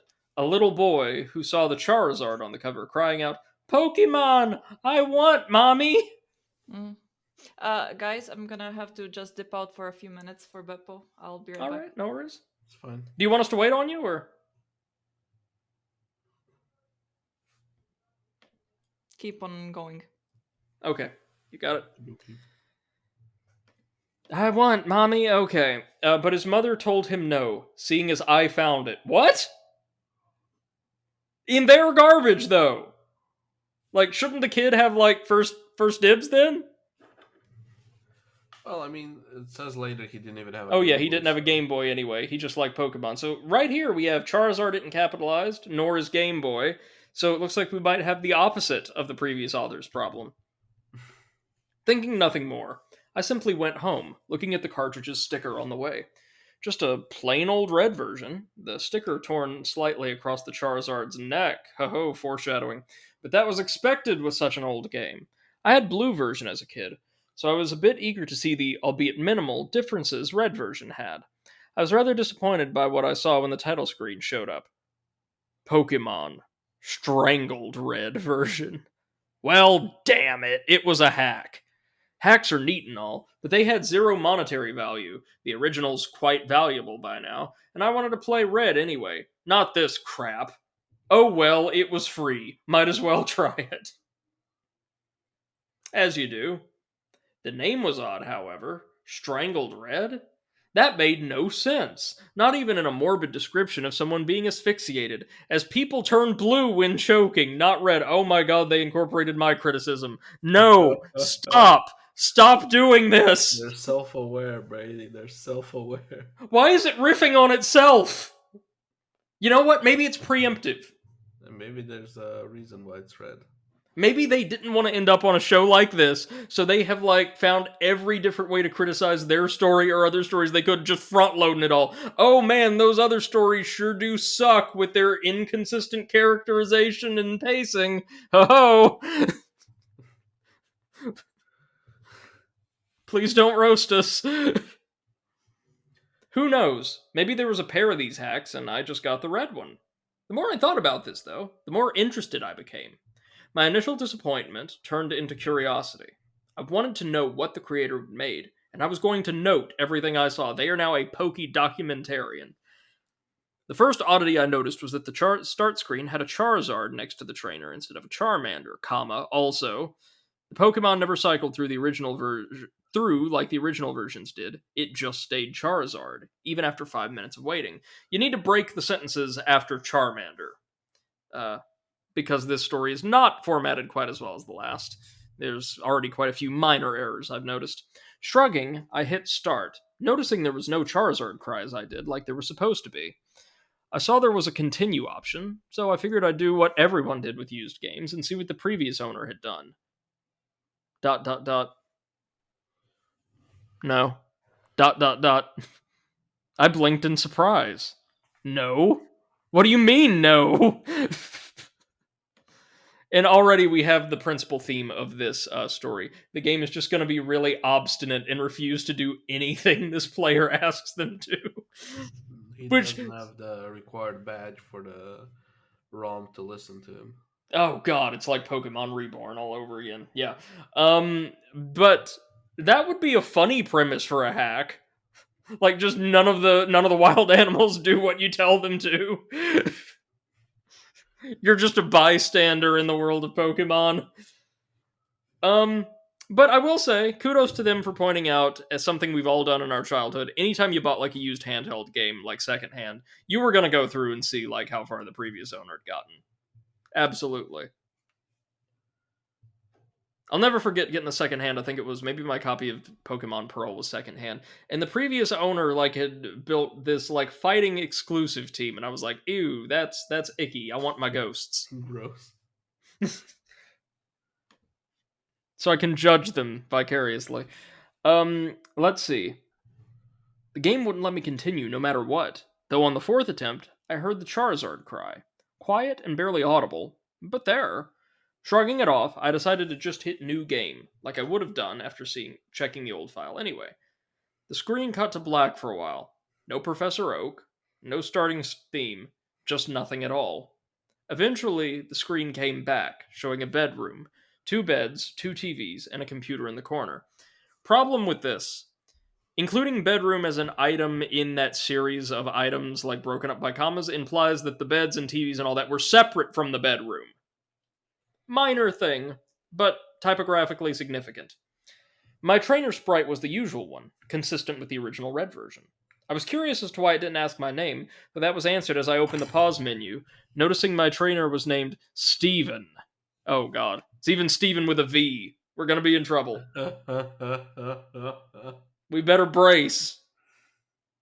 This man is going to make Charizard move to Viridian City with him, and then he's still just going to be out there raising other Pokemon for use against the Elite Four. No, this isn't my real name or some stupid crap like that. This game isn't self-aware or haunted, at least not that I know of. It just had a name chosen already. Curious, I saw he had the starter amount of money, comma, no badges. This author also includes commas where you need other punctuation very frequently, do they not? Yeah. And capitalization's really inconsistent. They don't capitalize a lot of things that should be. For instance, he didn't look like Red, though, lowercase Red. His hair was longer, almost reaching halfway down his back.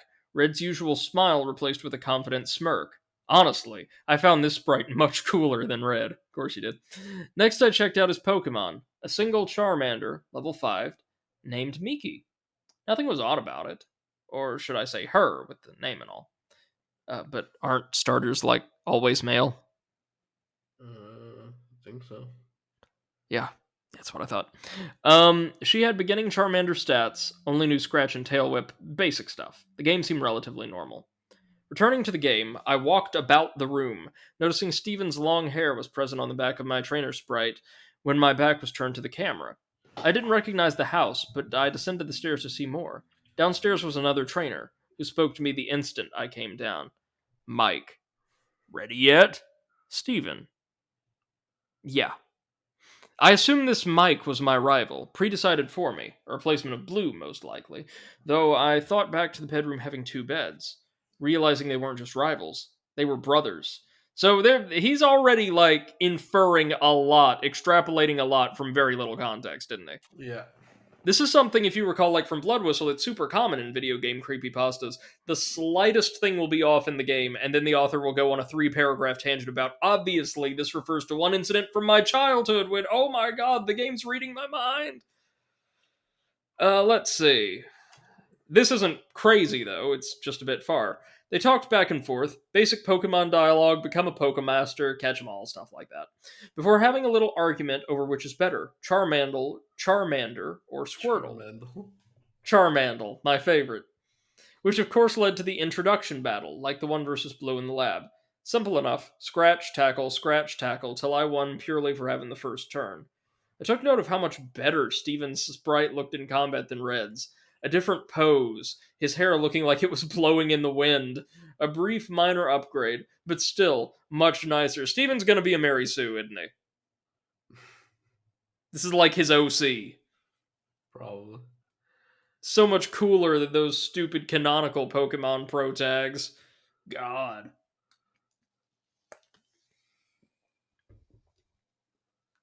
I left the house after some more banter with my brother, stepping out to the Pallet Town theme.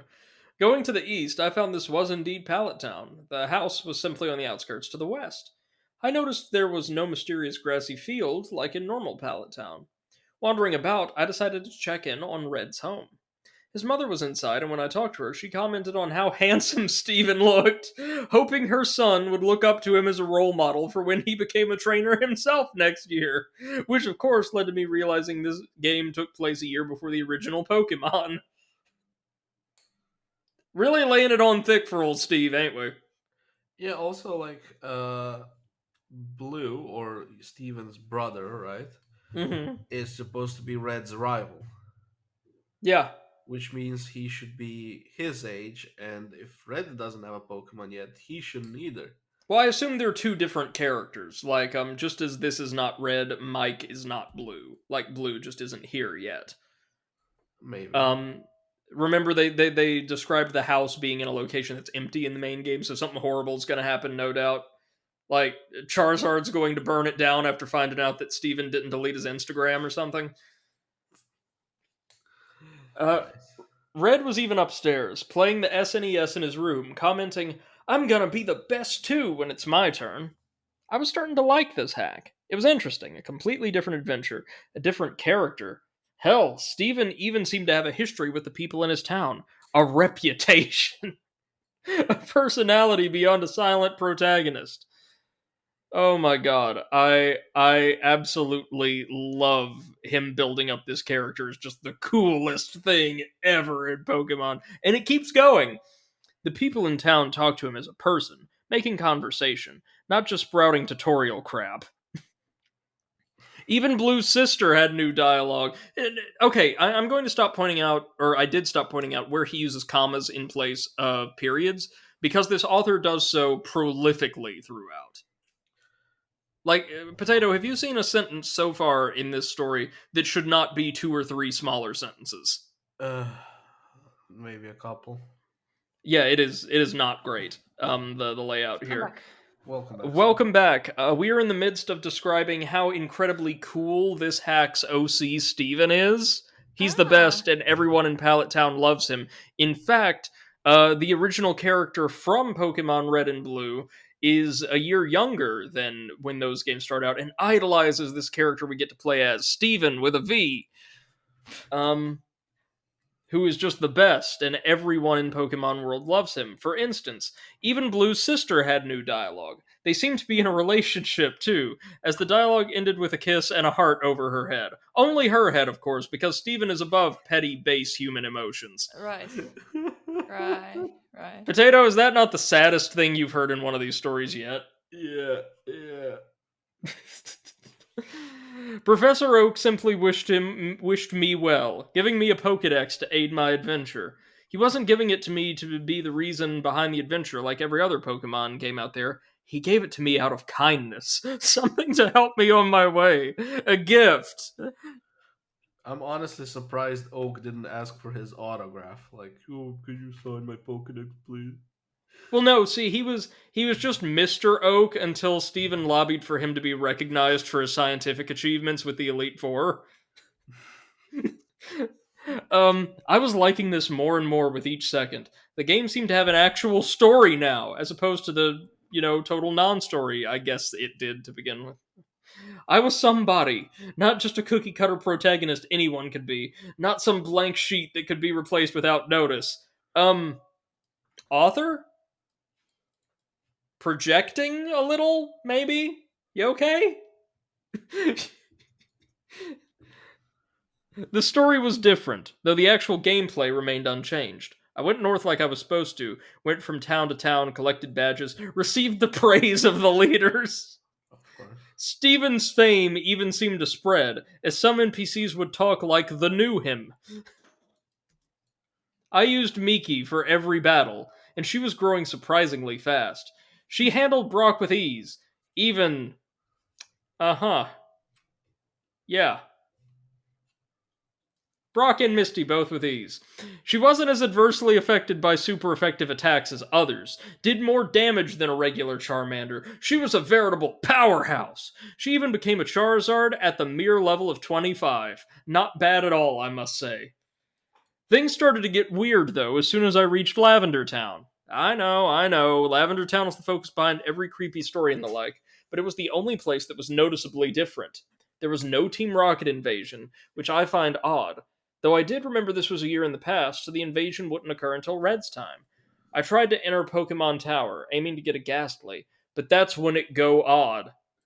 When it go odd? When did it go on? Got is what they were aiming for, but Steven's too cool for that T. Steven. I have no reason to be here. ... Steven wouldn't go into Pokemon Tower no matter what I did. This was weird. I mean, hell, there are a million places in Kanto you really have no need to be. Little random houses with nothing but, like, child NPCs, for example. Why was it here that Steven wouldn't enter? Oh, sorry, children NPCs. Just in case that made too much sense for you. With a shrug, I figured I wouldn't need a Ghastly, seeing as Miki could handle anything, so I simply went on my way, Lavender Town serving no purpose other than a passageway with a poke center. The game progressed normally from there, the remaining gems fell, and eventually I made my way to the Elite Four and defeated them. As with Blue, my brother Mike was there before me, initiating the championship battle, which Miki swept with ease. The aftermath of the battle was quite pleasant, none of the tension that was present between Red and Blue at the end of their match. The brothers congratulated each other on their progress and shook hands. Written before the screen went white, no Hall of Fame, nor any credits. So far, this has not been suspenseful at all. This has just been No. somebody, like, hyping up their Pokemon OC is so much cooler than anything Game Freak could write. Yeah. Yeah. And And I just love like how they're... Oh, go ahead. and just like a completely, I don't know, like a diary. Today I woke up. Yeah. Went 3 steps to the left, then 2 to the right. It was awesome. Then I went to bed. I find it interesting, too, that this narrator's idea of a better, richer, more complex story is one that is a complete fawning power fantasy. Like, I would Yeah. argue having having a determined character, but having everybody else in the world love them and react to them with universal, like, praise and respect and acclaim simply substitutes one type of somewhat flat narrative for another. Like, there's no depth, there's no complexity there, because all you've Yeah. done is replace people spouting Pokemon battle trivia at you with people spouting on about how Steven's so cool and his hair's so much better than that, like, wimp loser Red's, and so on and so on. Mm.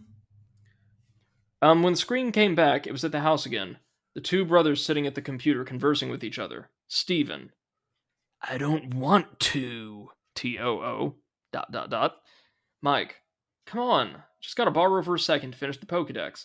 The entry won't register unless she recognizes me as master for just a second. Steven. Not given its own paragraph. But she's my Miki. Mike. I promise I'll give her back. Come on, please. Yes? No? I was a bit perplexed, so I hit no to be cautious. Mike. Come on, please.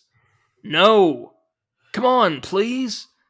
I realized this would simply continue to loop until I hit yes, so I did, just to see what would happen. Mike. Alright, this'll just take a sec. Then we'll both be Pokemasters. Steven. ...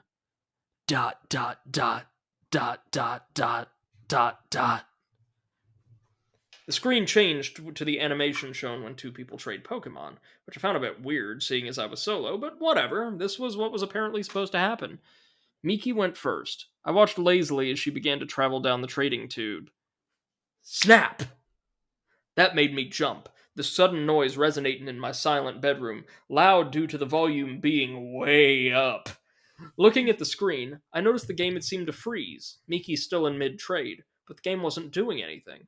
With a sigh, I just turned off the game, wondering when my last save was. When the game turned back on, I stared for a moment at the start screen. There was no Charizard next to the trainer.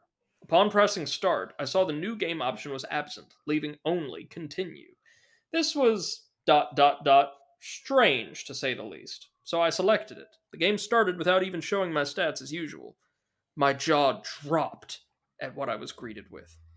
1 year later, the Lavender Town theme came first, playing its normal way, the screen slowly fading in from blackness.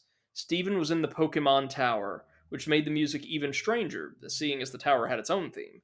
He was standing in front of a tombstone, not doing anything. Wondering what was going on, I pressed A. Steven. ... Confused, I tried walking, realizing I was indeed in control at the moment. I brought up the pause menu and checked my party. Miki was gone. Not just Miki, all Pokemon. He had nothing. The Pokedex was absent from the menu, his bag empty. Honestly concerned now, I checked his trainer card. He had no money, he had no badges. His his playtime was 8,795 hours, which was impossible as I had only 30 logged in before. And because it only goes up to 999. Correct. But hey, don't expect a Pokepasta to start making sense now. Yeah. But that wasn't the strangest part. His picture, the picture of the handsome, confident young trainer, was ... different. His eyes were blank. His face turned slightly down. That smirk of his was gone, replaced by a lack of any expression at all. That long hair of his, before in a perfect perm, was What? now messy and unkempt. So was Steven like a hair metal guitarist? That's what I'm picturing. Apparently. I guess. I I kind of couldn't picture look him now as Dan from Game Grumps. Oh my god. That's it. That's what I've got to go with. Um, I couldn't look at him anymore, closing the menu. In fact, he probably now looks like I imagine Dan does after their typical recording session ends. Uh, Just like empty and broken. I went to move out of the tower, but with every step I took away from the tombstone, the screen flickered, like it did when a Pokemon was poisoned. Gulping, I brought up the trainer card again. His picture was getting worse. Every step I took, he hung his head more and more.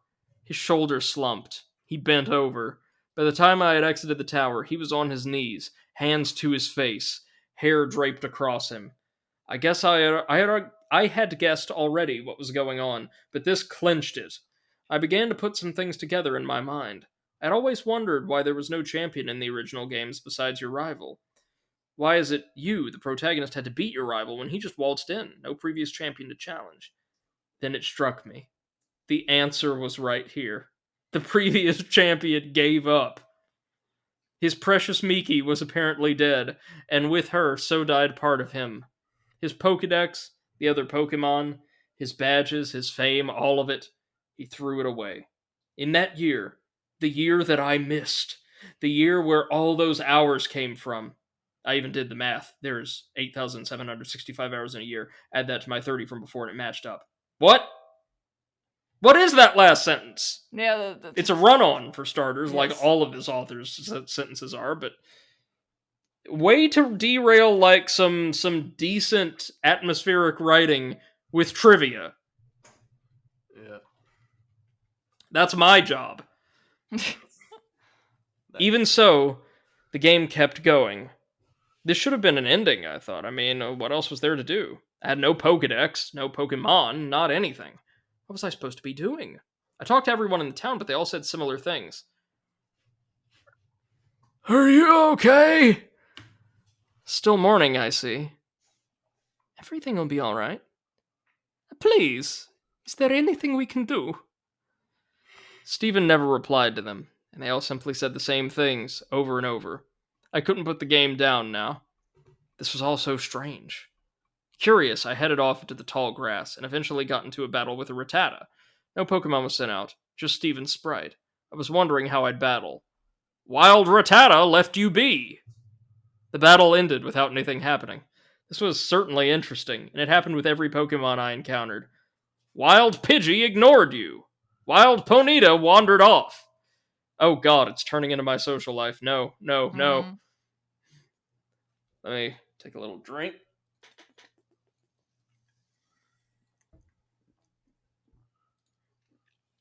The music never changed either. No matter where I went, Lavender Town came from the speakers, the whole city, following me, sometimes slowed down slightly, sometimes not. I searched everywhere, every town, talked to every body, wondering just what the hell I needed to do. My frustration was mixing with the depressing atmosphere of all this, making the experience altogether unnerving and uncomfortable, but I couldn't tear myself away. I was starting to get a bit angry, though. Nobody telling me anything besides giving me their condolences and trying to give me items like lemonade or coffee, all caps, each met with Stephen. No. I slapped myself for idiocy, suddenly realizing how the likely answer was right in front of me. Pallet Town, of course! When I went there, though, which took a long time having to walk, no Pokemon to fly with, no bicycle to ride, and Stephen only seemed to move half the regular movement speed, it wasn't much different. I first tried talking to Professor Oak. These things happen. You were just unlucky. Next, I tried Blue's sister. Please, ... Don't leave home again, ... Red's mom wouldn't even talk to me at all. With nowhere else in mind to go, I walked to the west, finding the house from the beginning, which I had never entered since leaving Pallet Town. Inside was Mike, but talking to him was just as useless. Mike, I'm so sorry. I pondered for a moment if this really was the ending. Stephen doomed to do nothing but roam Kanto in misery, haunted by the memories, forced to listen to everyone's concerns about him. But it was great when you had to listen to everybody, like, totally, in an unsubstantiated manner praising him, right? That was Yeah. good writing, but this is bad writing. As a last-ditch effort to do anything, I went to the bedroom and walked over to the bed. Stephen, I'm going to sleep. The screen faded to black for a moment, then slowly faded back in. The world having a black tint to it. The Mike's sprite laying in the other bed. I assumed this meant it was night. Stephen, I'm gonna do it. Do what? Again, I had no idea. I tried inspecting everything in the room, but nothing happened. As soon as I left the house, another dialogue. Stephen, it can bring her back. It can do anything. No, no, no. That's IT as Oh, computer. right, sorry, IT. Right, which in the context of this problem actually could. Yeah. What the hell was IT? Something that could do anything. I couldn't for the life of me figure it out. Wandering about, I tried to leave Pallet Town the usual way. Stephen, not that way. He wouldn't go any further. I tried the homes. Stephen, screw them. I quirked my eyebrow at that, forgetting for a moment that this was not a real Pokemon game. The vulgarity just took me off guard. Oh, don't read the last Yeah. story then. Yeah. Said screw. I continued to look Uh-huh. around, but there was nowhere I could go, until I accidentally stepped on the ocean, and Stephen walked right in, only the upper half of his sprite visible, like the swimmers you encounter in the Cerulean Gym. I didn't know he could swim. Stephen, the missing one. Missing one? I paused for a moment. No, he couldn't possibly mean... ... That. I hadn't tried the missing no trick on this hack yet, but it just fit too well. That had to be what he meant. I surfed all the way towards Cinnabar. How Misspelled did he there, I'm pretty surf? sure. He can just swim with the character now, apparently. Well, like he can barely move, but he can surf. Well, you Swim. see, Steven is comprised entirely of, like, dense coolness. So even if his limbs fail him, he can travel by the, like, most conventionally cool methods using psychic power alone. I was thinking that probably his hair has so much product in it that he Yeah, was like so greasy that he floated on top of the water. he was just able to That was- slide using his yeah, hair like a exactly. banana boat or something. Yes. I began to feel something was off, more so than this already was. Silence. The Lavender Town theme had stopped. There was no noise at all, nor were there any Pokemon. I just kept going, finding Cinnabar and surfing up and down the east coast. Lo and behold, Wild Missing No appeared. Stephen. Mine. Wild Missing No was caught. What the hell? Steven didn't do anything. He just commanded that atrocity of broken data to join him. No, become his possession. And it did. Really. Atrocity. Missing No is supposed to be scary now. Apparently. Um, I was getting more and more disturbed by this all. Checking the start menu, I saw Missing No was not in my party, but instead an item, making things even stranger. I checked the stranger card or trainer card as well. Steven has his back to me, his long hair draped behind him, his hands in his pockets. Nothing else. Remembering what he said at the start of this night, I realized what I had to do. I surfed to land and made my way northeast to where else? Lavender Town. Along the way, I noticed all the trainers, oddly still out at this hour, wouldn't look at Steven, all of them turning around when he passed, even those that were normally static. I tried talking to one of the officers in the guardhouse type buildings. Just go. They all said the same thing, though one sent chills down my spine. Sometimes dead is best. My hands were sweating by this point. Stephen was about to try the impossible, something some would see as a crime against nature. Yeah, pokenecromancy. Which many of these people shared that opinion. Which many of these people shared that opinion. That's not right.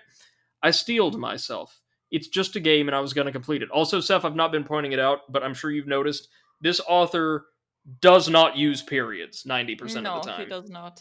Just like endless seas of commas, creating He's super cool. turning almost every sentence into a run-on sentence. Yeah. I'm not even pointing it out, but friends, if you follow along with us online at Creepypasta Wiki, you can see for yourself. Most of these paragraphs are no more than 2 sentences I due to the think way the maybe author I can explain the reads. fact that he doesn't use periods. Okay. See, unlike the first creepypasta, which was written by a chick, this is written by a dude, so he has no periods.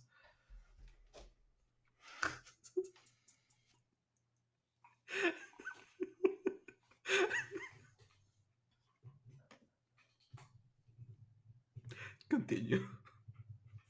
That makes more sense in the creepypasta universe than it should. Yeah. He's got the odd one though. Or maybe those are edits.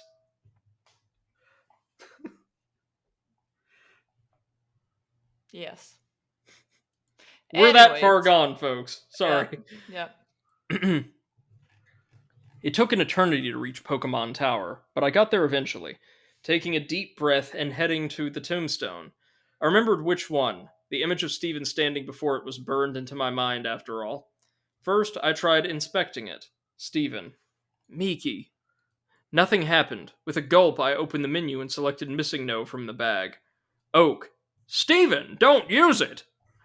I was reminded of when Professor Oak would magically tell you that you couldn't use a key item somewhere, like when using the bicycle in a building. But this time, though the message this time was different, even worse, Steven responded to it. Steven. In a world that cheated me, why should I play fair? Steven used it, and then, just we drown in ellipses. And Steven obtained bleep. It's obviously Miki, but with all but the M, Yeah. substituted for different characters. Or with different characters substituted for all but the M. I'm just going to call this thing Beep, or Bleep. What in God's name did I obtain? I couldn't tell you, because the game took away my control. Without my input, Steven began to leave the tower on his own, walking single step by single step. The Lavender Town theme started again as he left the tower and began his excruciatingly slow journey against my will. Each time he crossed one of the borders where the music would change, it got progressively slower, more and more disturbing. By the time he reached Cerulean City, it was a demonic rumbling. I just stared, watching him, trying to guess where he was going, but it was getting more and more obvious. He was heading to Pallet Town. The music had all but stopped when he got there, playing single note by single note. He went exactly where I had guessed, right to his own house, inside, and up the stairs. At this point, there was no music. Steven moved step by step, as we have already explained previously about 12 times, stopping at his brother's bed, turning to face him. At first, though the game froze, he didn't do anything. Simply stood there, and I couldn't move him. I did, however, find out I could open the pause menu. I was terrified to look, but I couldn't stop myself. I selected his trainer card. There was a low growl noise, like a distorted Pokemon cry. Steven was looking at me again, directly at the screen. He was hunched over, his bangs obscuring his face. His hair was wild and feathered out. Between his bangs, there wasn't even a face at all. Just two black, red eyes looking straight forward. A white grin contrasting with the others. That That was wasn't all. actually just black, two red eyes. Just black, two red eyes. Yeah. Never mind. Yeah, I'm you fixed subconsciously editing it. Yeah. His name was now S exclamation point 3v3N. Oh God. Uh, The fears, they come. You can actually see this represented in the attached photo. They compare Steven's default and in-game sprites, and Also, they're look both at just Tim's haircut. adorable, to be Yeah. honest. Oh yeah, how cool. You know what kind of bothers me? mm. So that whole thing where it's been a year past, right? Mm-hmm. So between then and the point where his eyes are red and he's doing that on the screen, that has been a maximum of 56 minutes, even though it all took forever. Yeah. Yep, you're right.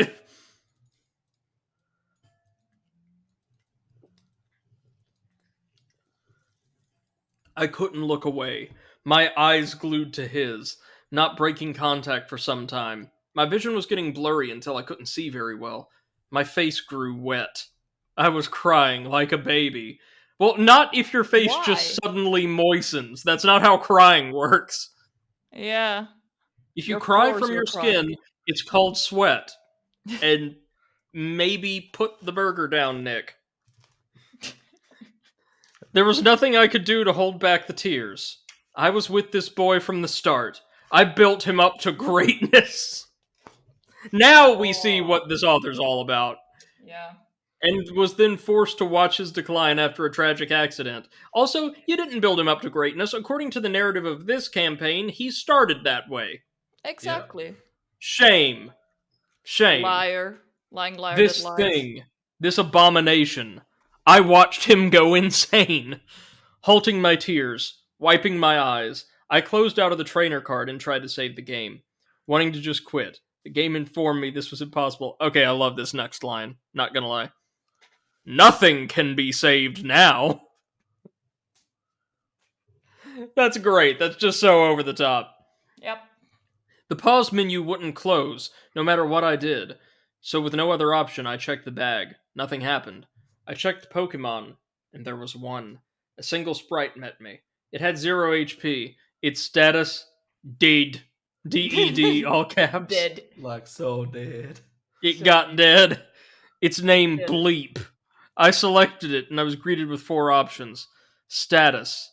It's her. Switch. Never. Close. No.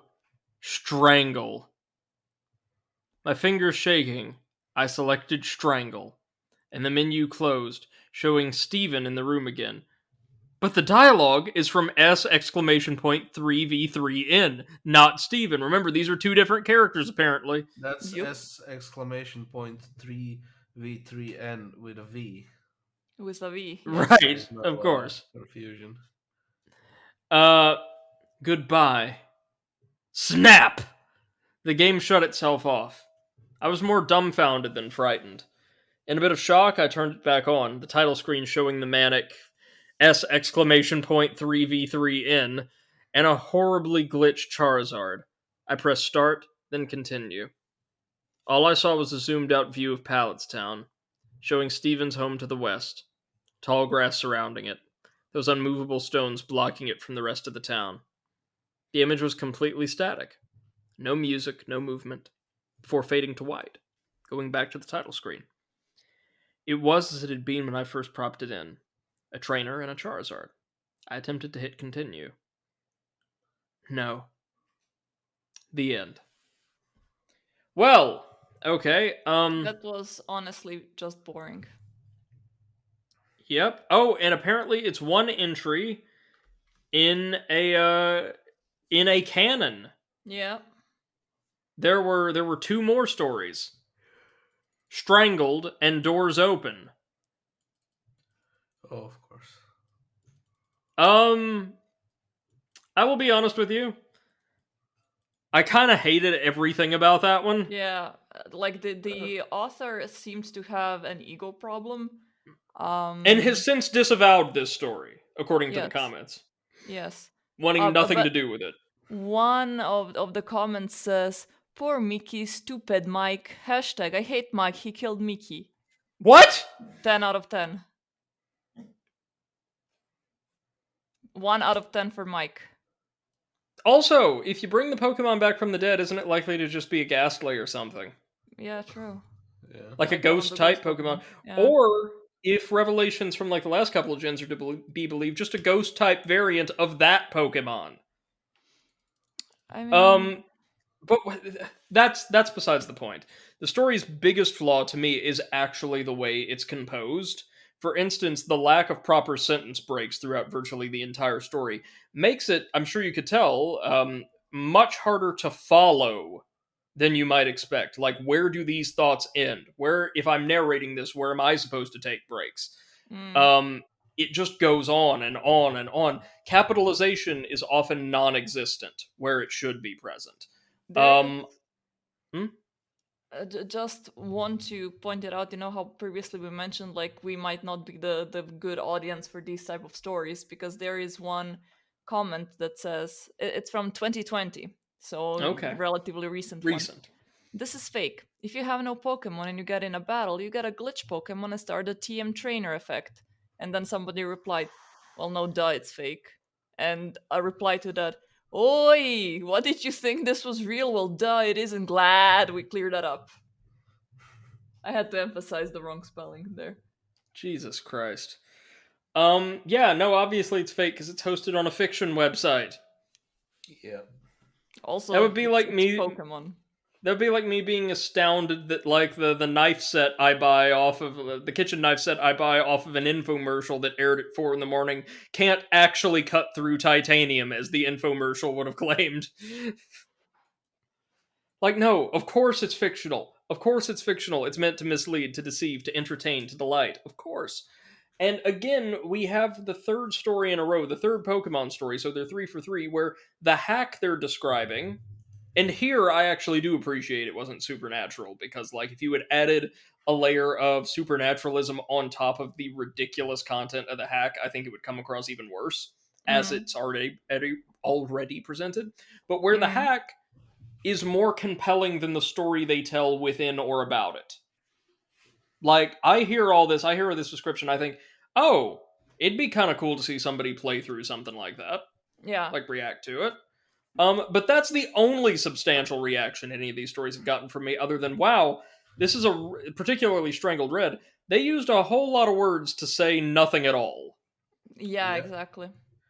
Like, nothing happened here, and the author even prefaces it with, hey, this isn't like those other stories. I'm fine. I wasn't affected at all, even though apparently I started crying out of my pores or what have you.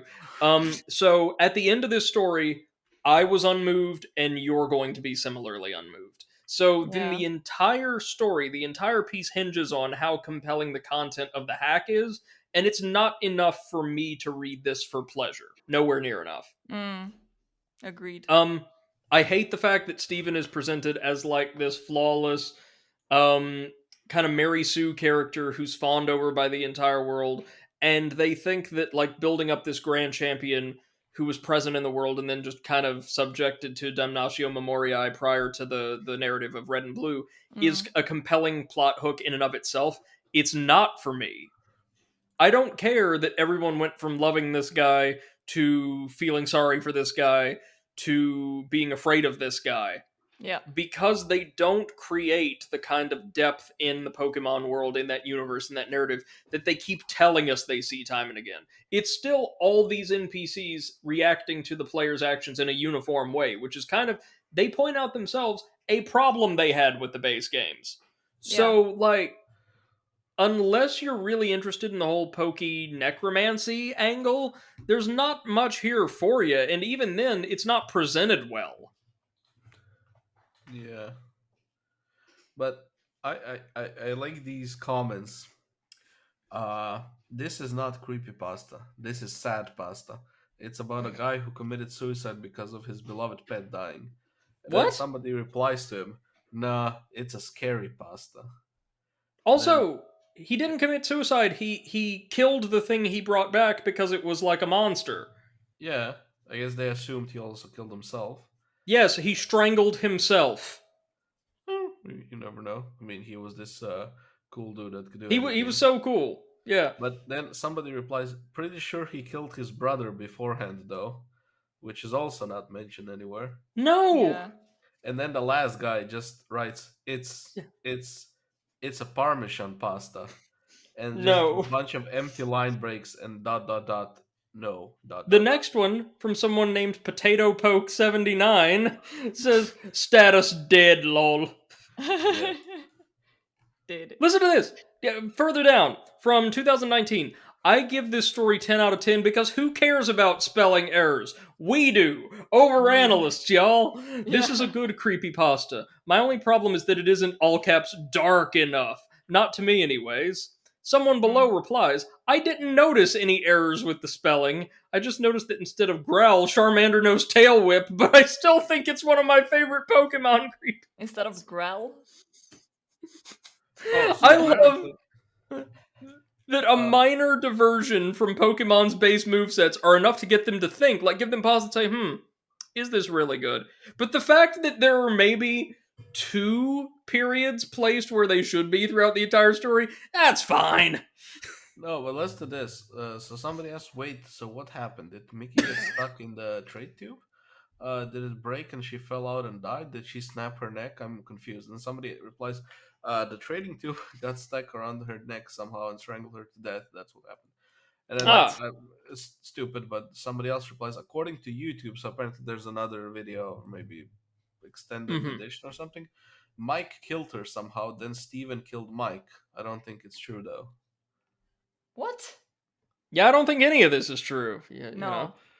Listen, somebody further down. ... What the hell? Wait, does this guy still have it? Cause I kind of don't believe this. But if he still has it, then make a video of the gameplay so that way I can see it. First reply. This is Creepypasta Wiki, you fool. You fool. Let me see. 9.5 out of 10 for the minor errors, but I love it. Very detailed and interesting. It caught my full attention out of all the other stories for sure. This is the first page I read completely. I love it. The next one right under it by pidge.exe, rating 9 out of 10. Reason I saw a few spelling errors, but it was still a great creepypasta. Recommend, yes. Misspelled recommend, as the next comment points out. um. So, guys, our rating for this creepypasta. 6? 6 is actually kind of generous for this one, I would argue. Yes, I would say 5, and instead of calling it creepypasta, I would agree with that comment and call it a Parmesan pasta. Yeah, but he Okay. wrote Parmesan. Parmesan. Sean. Parmesan of the dead. Hold on, before I get to my rating, I want to share the evaluation titled, all caps, my rating, exclamation point, from Crazy Gamer 1003. Because they actually rated the game by, or the pasta by category. So, like, each facet of writing. Let's see. Detail, 10 out of 10. You described everything in detail that allowed me to picture it in my head. All caps, noise. Nice. I think that would already disqualify you as a critic of this fiction writing, but... Grammar. Grammar. Comment by someone called Loken Moki. I'm shaking. 10 out of 10 would read again. And then, dash Loken Moki, parenthesis, age 10. And underneath, bold in red, user was banned for this post.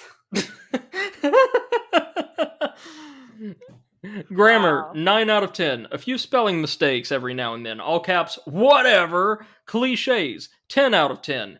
Evidence? 10 out of 10. With the one image you do have, it looks pretty legit. Good job. I guess they mean like the quality of supplemental materials, but not evidence. That's not Originality, 10 out of 10. You use the usual creepy Lavender Town creepypasta, and the creepy S13V3N thing spooked me. Overall points, 49 out of 50. You've passed my test. You were not the greatest, but very close. Advice for next time, try rereading to catch any spelling mistakes, with a spelling mistake in the previous sentence. Other than that, scary as fuck. I almost soiled myself. Just so what? that is a 12-year-old writing a comment trying to sound intellectual. Who would read that though, and instead of maybe being, I could see being a little unsettled as a kid, again, a young kid, but not almost soiling myself. I agree with Beppo. I'm not a fan. I actually think a 5 is too generous for this. Given the amount of space it took up, the volume of the story, and how little they successfully did with it, and the incredible lack of concern showed for proofreading or formatting, I would give it a 4. And that's fairly generous for me. I hated... The first time you are more generous, we are more generous than you. I just also hated their presentation of an outright very basic Mary Sue character as something that not just the narrator thought was cool, but it's implied we should as well, and we should feel bad for them after the time skip and all that. Like we should be emotionally invested in the Steven character. I think that's silly. I'm sorry. I do. I just really do. Not a fan of this one. Snow on Mount Silver was much better, and it was not great. Oh yeah. I agree. Because Snow on Mount Silver was like a full story, more or less, even though it ended very abruptly. So, not great. This is more like your typical Pokemon creepypasta. It's a bit long by the standards of Pokepasta, but this is what I remember so many of these stories being like. Kind of one-dimensional and flat, and nothing more than, oh, I saw, creepy Pokemon game, but dead. Did. Did. So yeah, I'm going to have to give it a 4, and we're going to leave it there, I'm afraid. This is a long episode. I appreciate everyone for sticking with us. Any final comments from either of you? Anything you'd like to No, add? but No. maybe let's move on to different kind of creepypasta because Yes, Lord. yeah, this hurts me in every way. Very boring, not my favorite. Very dull, 9 out of 10. If I'm to use the Creepypasta Wiki's rating scale. Oh yeah, of course. They use the Newground system, where something that's terrible and like crashes your computer gets a 9 out of 10. 10 out of 9. I swear, I mean, kudos to the Creepypasta Wiki community, though. They are very positive and encouraging. Yeah, too encouraging, actually. Yep. But hey, we're here. Yeah. We're what they need. Like a good laxative, we're here to get all that crap out.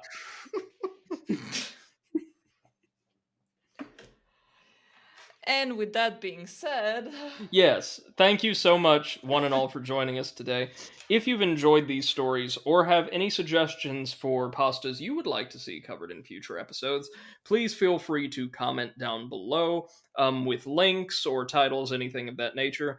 And of course, we are always looking to improve, so if there's anything you would suggest to improve the presentation or conduct of the show, please let us know. And hey, just share your thoughts with the stories we covered today. I would love to hear your thoughts on these pastas because I know, like me, many of you probably grew up reading stories like this or these exact stories.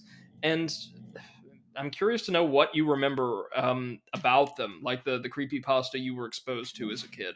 What were some of your favorites? What were some of your least favorites? What do you remember just being really popular from back in the day during that creepypasta boom? And what would you like us to cover from that time? I think next we might move away from, maybe not entirely from lost media creepypasta, but we're certainly moving away from video games for a bit because we've seen everything from like Pokemon but spoopy to Luigi. So I yeah. think that surveys quite broadly a lot of what's on tap. We will, of course, delve back into this well later, of course, after I find some really high quality stuff, by which I mean low quality stuff. Thank you so much for watching, and we will see you next time on Overanalyzing Creepypasta. Feel free to subscribe to this channel and hit that notification bell to be notified of any new um, stream VODs, episodes of our podcast, or episodes of Overanalyzing Creepypasta from us here at the Overanalysts. Until next time, I've been Brady, or the Overanalyst, joined as always by my good friends and co-hosts, Martina, or Seth the Overwitch, Bye. and Mate, or Comrade Potato. Bye bye. Wishing you a wonderful rest of your day. Bye-bye.